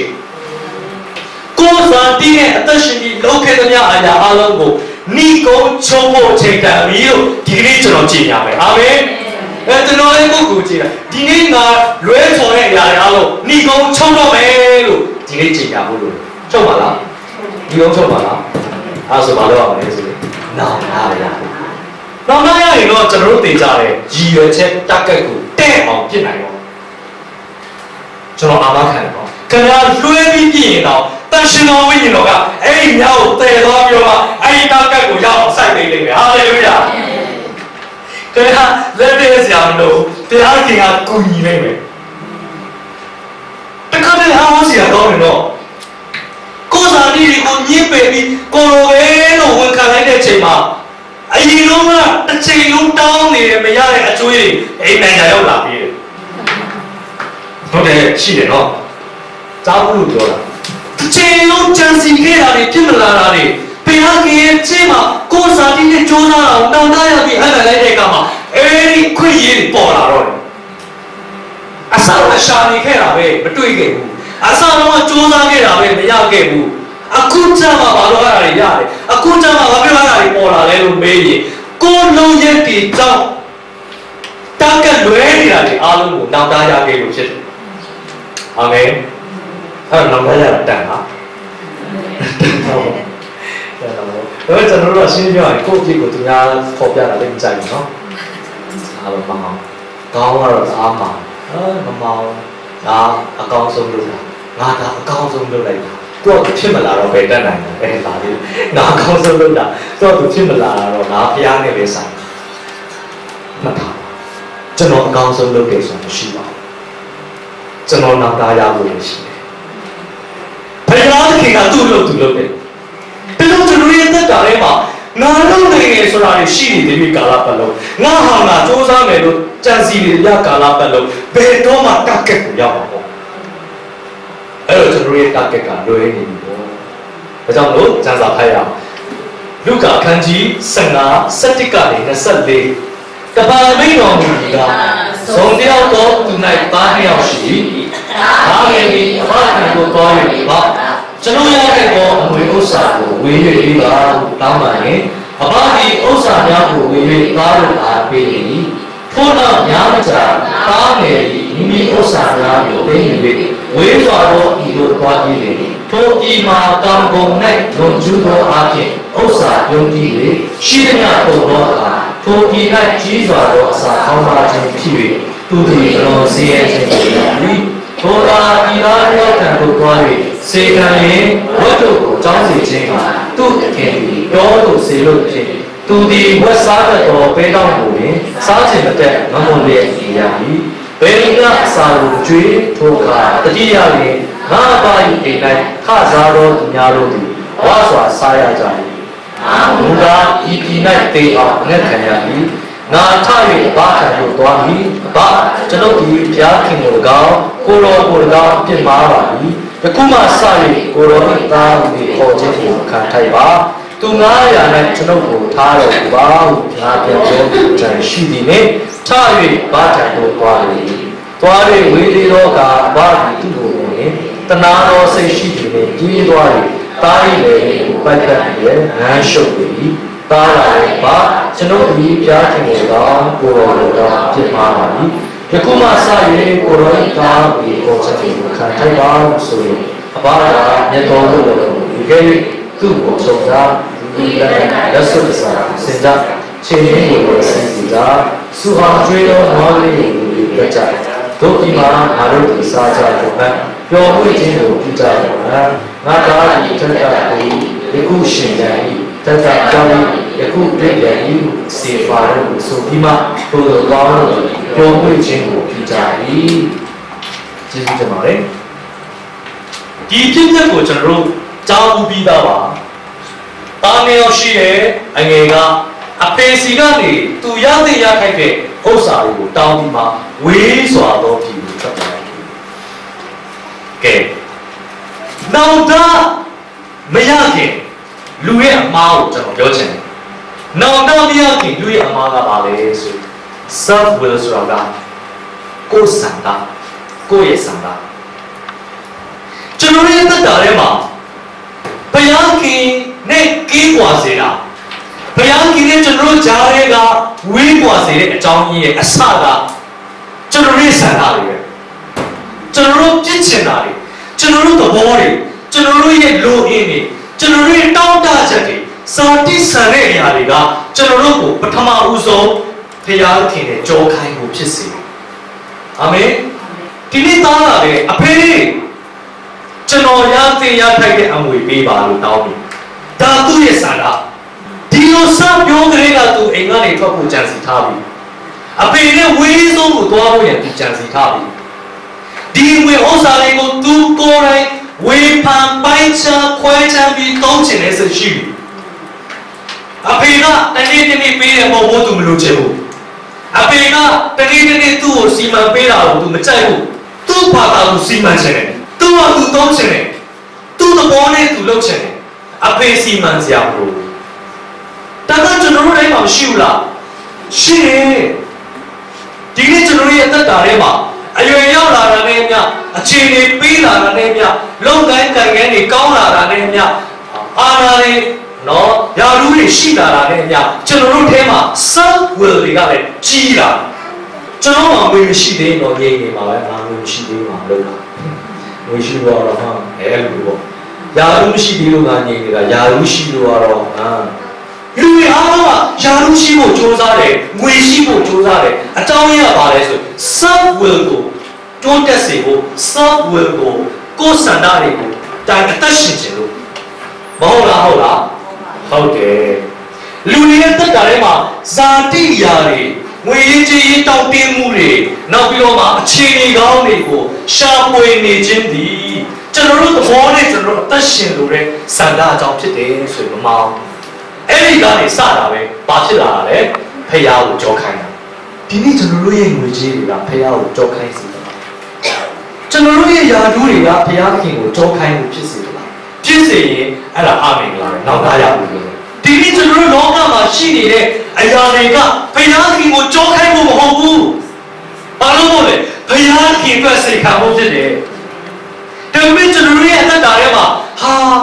မရှိခင်တော့ကတော့ဘုရားတရားနဲ့နေတယ်ရှိလာတဲ့အခါကျတော့ဘုရားခင်ကိုကြောခိုင်းပြီးဘုရားခင်နဲ့ဝေးဆောင်ကိုတွားဖို့ရန်စဉ်းစားလာတဲ့အရာတွေကဒီကနေ့အသင်းတော်တွေမှာတွေ့လာတယ်။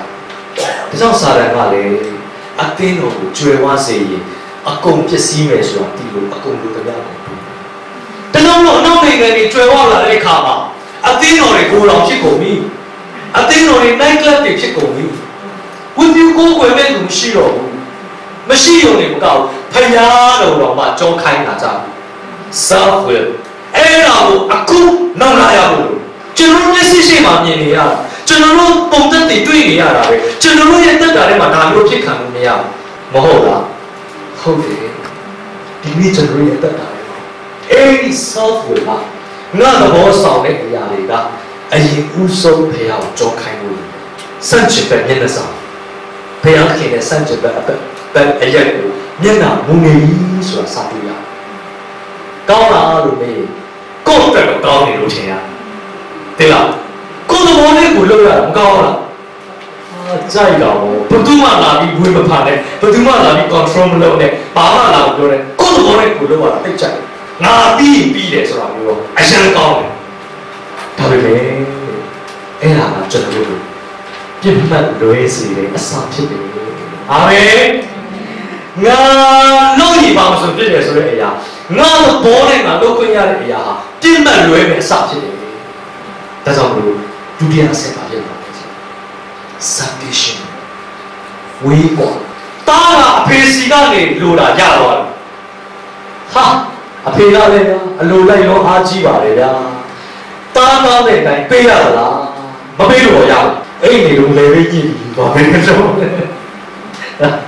တားတောင်းနေဆိုမပေးလို့လည်းမရရောအခုရေးရပါရောပေးလို့သွားတယ်အဝေးဆုံးကိုထွက်သွားတယ်ဒါကြောင့်မလို့ self will ဟာကိုယ်သဘောဆောင်ပြီးအသက်ရှင်ခြင်းဟာဖျားနဲ့ဝေးကွာခြင်းစေဝေးကွာစေဘယ်တော့မှအတူနေတော့ဒါလားကိုယ်စာဒီစနာအကြီးရဲ့ကဖျားနဲ့တော့အတူနေဒါကြောင့်ဖျားခင်နဲ့ဝေးကွာလာပြီစုလည်းမတောင်းတော့ဘူးကျမ်းစာလည်းမဖတ်တော့ဘူးလုံတိုင်းဖြစ်နေတာကိုလုံတိုင်းဖြစ်လာအောင်လေငွေရင်းကြီးကအဆင်ပြေနေတာ哦ပြောတိုင်းခရီးပေါက်နေတဲ့ခါကျတော့ဆူတောင်းစရာမလိုတော့ဘူးအဲ့ဒီလိုအခြေအနေဒီဖြစ်လာတဲ့အခါမှာဘုရားခင်ကိုပယ်ပြီးဘုရားခင်နေရာမှာကိုယ့်ဟာကိုယ်နေပြီးတော့ဘုရားခင်နဲ့ဝေးကွာခြင်းဖြစ်လာတာဟာတင်ဒုတိယအခြေတက်ကတ်လွဲလို့လည်းအဆင်ဖြစ်တယ်အာမင်အဲ့ကျွန်တော်ရဲ့တက်တာလေးပါဘုရားမပါပဲအသက်ရှင်ရလောက်အောင်ဘလောက်တူတူပါများတက်တိရှိတယ်မသိဘူးဒါဝတိတော့ကြောက်စရာမကောင်းဘုရားမပါပဲအသက်ရှင်ရလောက်အောင်ဘလောက်တက်တိရှိတယ်ကျွန်တော်တို့နေတဲ့တရားနဲ့ပတ်တွယ်ပြီးနေရဘုရားကင်းတဲ့တပန်းတက်နေရကိုယ်တော်မပါရင်တော့ကျွန်တော်မသွားပါဘူးဆိုရာကုတ်လို့နော်ကောင်းပြီတဲ့ဘာနဲ့တပန်းတက်ရင်တက်ရမှာကျွန်တော်တို့ကမဟုတ်ခက်တီတီပဲကိုတော့ကျွန်တော်လှုပ်ချင်တာလို့ကိုတော့ဝင်မပါနဲ့နော်ကိုတော့ပါရှုပ်ကျွန်တော်ဟာကျွန်တော်လုပ်ရင်အဆင်ပြေဒီ ဒီလိုနဲ့ကျွန်တော်ရဲ့အသက်ကတစ်ဆင့်ကြာတစ်ဆင့်အောက်ကိုကြာကျွန်တော်မသိဘူးကြာသွားတယ်လို့မသိတော်တော်စင်ကြယ်လာတယ်လို့ထင်တာဟောနေပြီလို့ထင်တာဖျားရှိမှာတော့ဘာဖြစ်လဲတစ်ဆင့်ကြာ salvation ကင်းသွားတယ်ပါလေအဖေလမ်းမမီရဲ့နေရာသွားတာအေးဒီနာကြီးကတ်နေတာတော့ဟုတ်ဘူးချာမင်းလာမှာအဖေနဲ့တူတူမခွဲနိုင်လို့ဆိုချာမင်းလာမှာတဲလေးဆောင်ပြီးနေတာဟုတ်ဘူးအဖေလမ်းမမီရဲ့အဝေးဆုံးနေရာသွားတာသူ့ရဲ့ control အောက်ကနေလွတ်အောင်သွားတာသူ့ရဲ့ဩဇာကနေလွတ်အောင်သွားတာအဝေးဆုံးကိုထွက်သွားတာအဖေကလည်းပါလို့လေသွားခွင့်ပြုတယ်ဒီကနေ့ဖုန်းနဲ့လည်းခေါ်လို့မရလူနဲ့လည်းလူကြုံပါလို့မရအဝေးဆုံးကိုထွက်ပြေးနေတဲ့ယုံကြည်သူတွေရှိတယ်သွားစီတောင်းစီ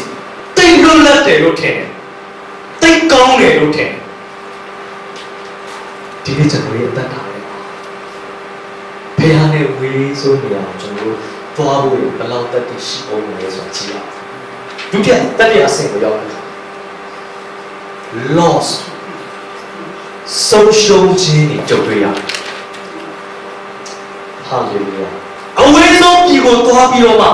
စီးစိမ်ဥစ္စာငွေကြေးရှိသမျှအရာအလုံးကိုသူအသုံးပြုလိုက်တာအမြတ်မပေါ်တဲ့ပြင်ဘာဖြစ်လာလဲတစ်ခုပြီးတစ်ခုဆုံးရှုံးသွားတယ်မြတ်တယ်လို့မပါဘူးရှုံးတယ်လို့ပါလောကအရာတွေကကျွန်တော်တို့ကအမြတ်မပေးဘူးအရှုံးကိုပဲဖြစ်စေကျွန်တော်တို့လောကထဲမှာရှုံးနေလိုက်တဲ့အရာတွေကုန်ကျလိုက်တဲ့အရာတွေကိုကျွန်တော်ပြန်မြတ်မယ်လို့မထင်နဲ့ရှုံးသွားတာလို့ပဲနားလည်ဖို့ဘာကြောင့်လဲကျွန်တော်တို့သဘောနဲ့စလုပ်ခဲ့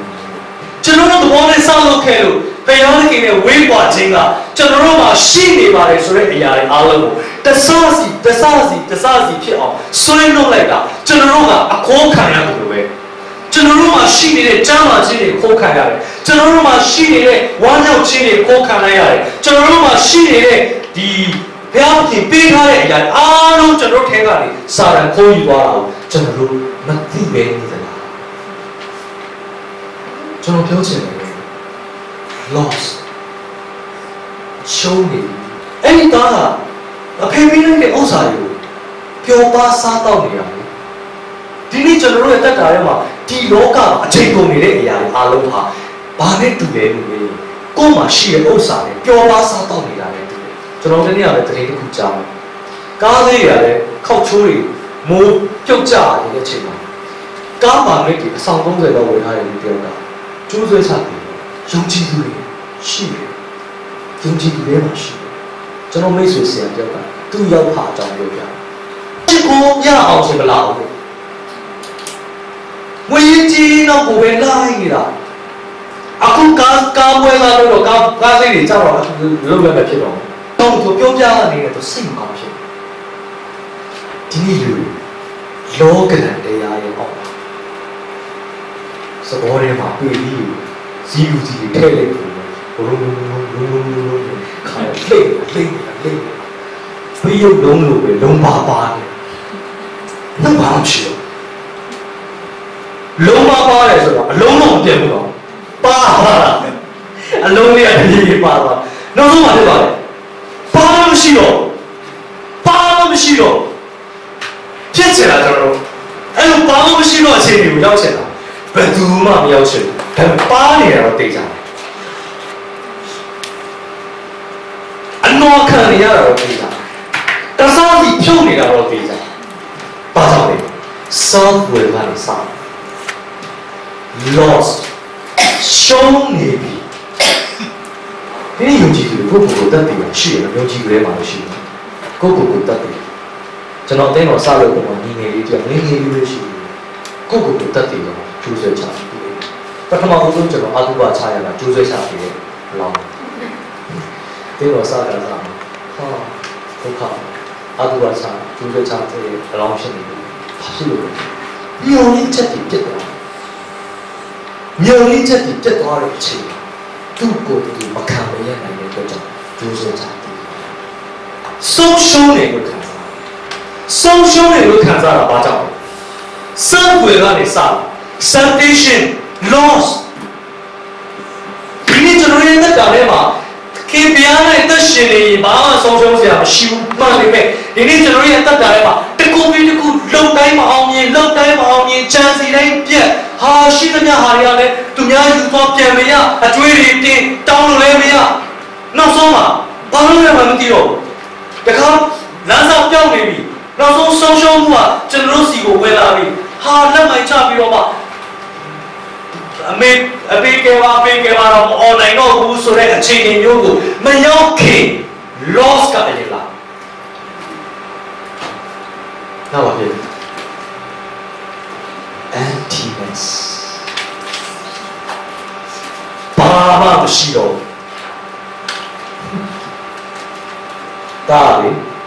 တုံးတာခါလေတုံးလို့ကုန်သွားတယ်ဘာမှမရှိဘူးဘာလို့ရှိရတာဘယ်သူလာပူပေးလဲဘယ်သူလာကျွေးလဲဘယ်သူမှမကျွေးဘူးဘာမှမရှိတော့တဲ့အခါမှာဘယ်သူမှသူ့ကိုမကူညီဘူးအဲ့ဒီဘာမှမရှိအောင်လို့ကိုပဲသူ့ကိုလှုပ်လိုက်တာချင်းတွေအားလုံး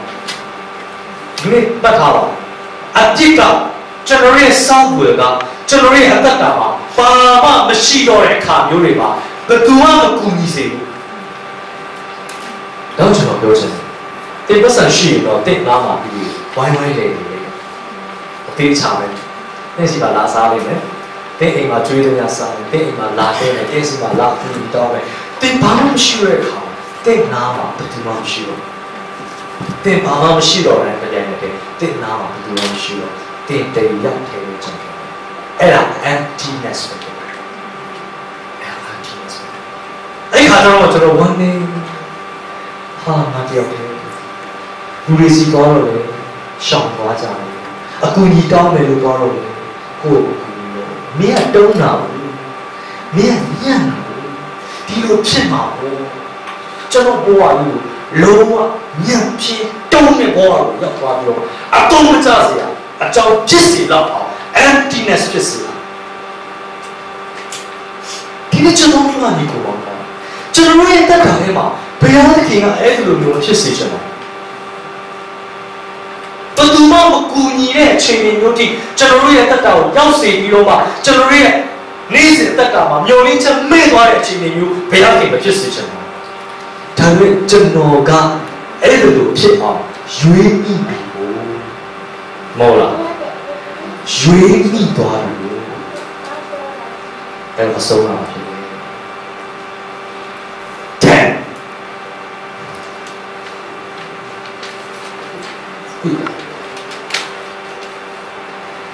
အလုပ်လေးလိုက်ရှာတော့အလုပ်ကလေးတစ်ခုတော့ရပါတယ်ဝက်ကြောင်းသားလို့သူ့ကိုများကြည့်ရှုမှုကလည်းမရှိတော့ဝက်တီလောက်တော့အဆင့်တန်းမရှိတော့ဝက်စားတဲ့ပဲတီတောက်တော့စားချင်လောက်ဖြစ်ရလောက်တဲ့အနေအထားမှာရုံညံ့သွားတယ်ဒီကနေ့ကျွန်တော်တို့ရဲ့အသက်တာမှာမှားတဲ့အဖြစ်တွေကကျွန်တော်ရဲ့စောင့်ွယ်တွေကကျွန်တော်ကိုနောက်ဆုံးနလန်မထူနိုင်တော့အောင်လောဘဘဝပြတ်သွားတော့အောင်လုပ်ပါဖြစ်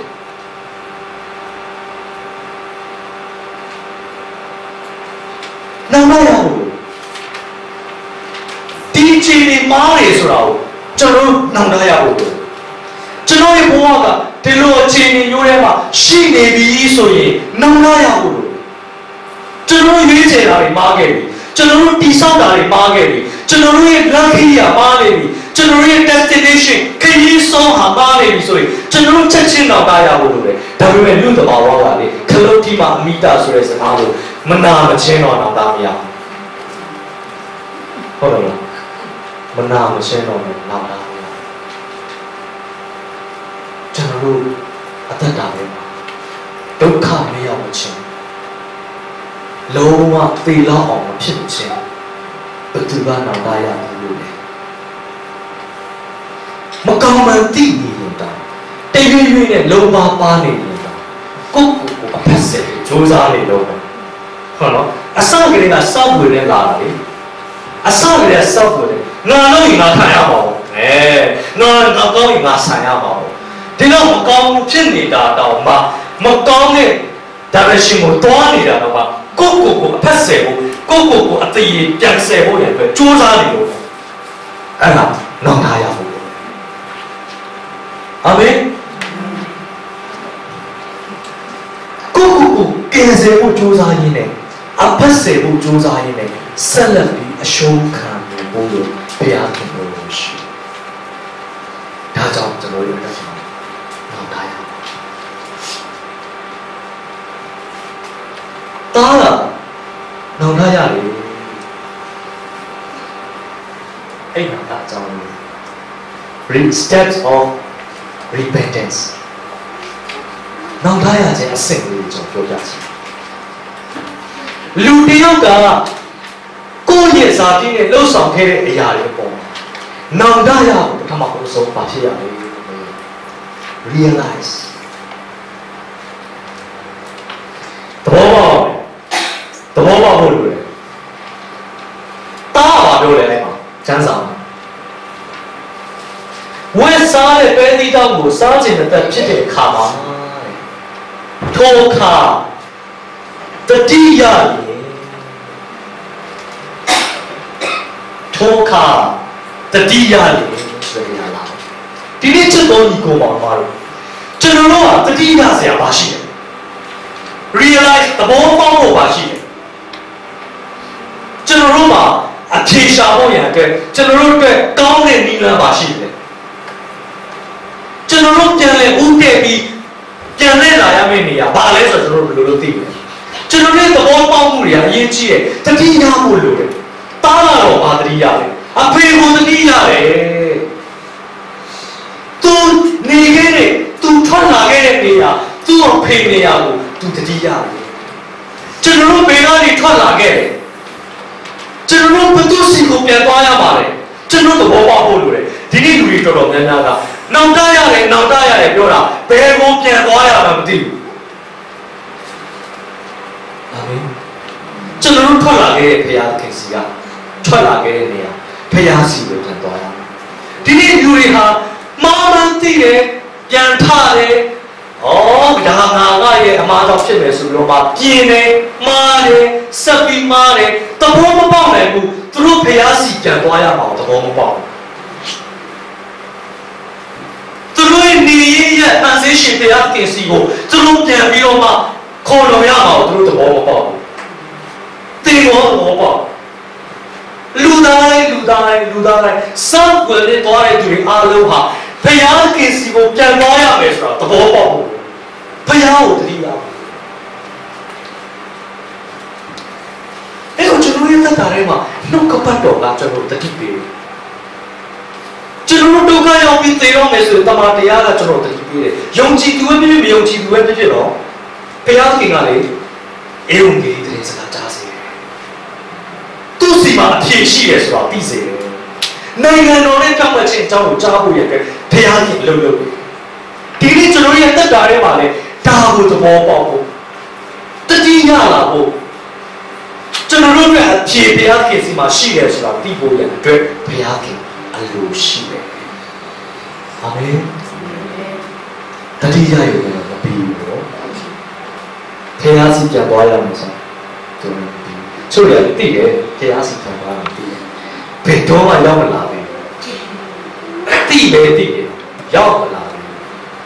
အဲ့မှာလည်းခြားလက်ပတ်တွေလဲနေတာဘုရားကြောင့်သွားမယ်လို့ကြံရင်အဲ့တွေကလာရင်ကျမ်းစာတတ်မယ်ကြံရင်ကိုရီးယားကအကောင်းမြန်ရင်ခိုင်းပါပဲလေးတာတားကဝတ်စားတဲ့ပဲဒီတော့ကိုစားကျင်တော့အောင်ဖြစ်တဲ့ချိန်မှာငါတတိယခေါ်ခါတတိယလေအဖေကိုလေဝတ်ဆန်ထဲမှာထိုင်ပြီးတတိယနေတာ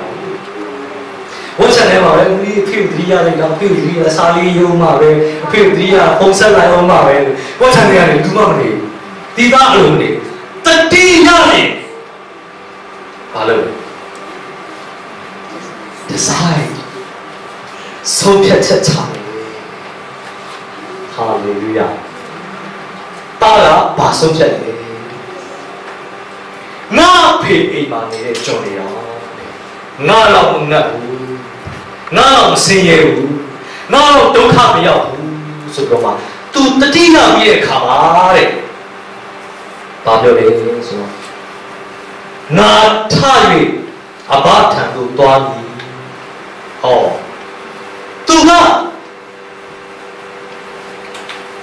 မှာရှိတဲ့ကြုံတွေဟာဘယ်လိုစားတော့ရတယ်သူသိတယ်အခုငါဘဝက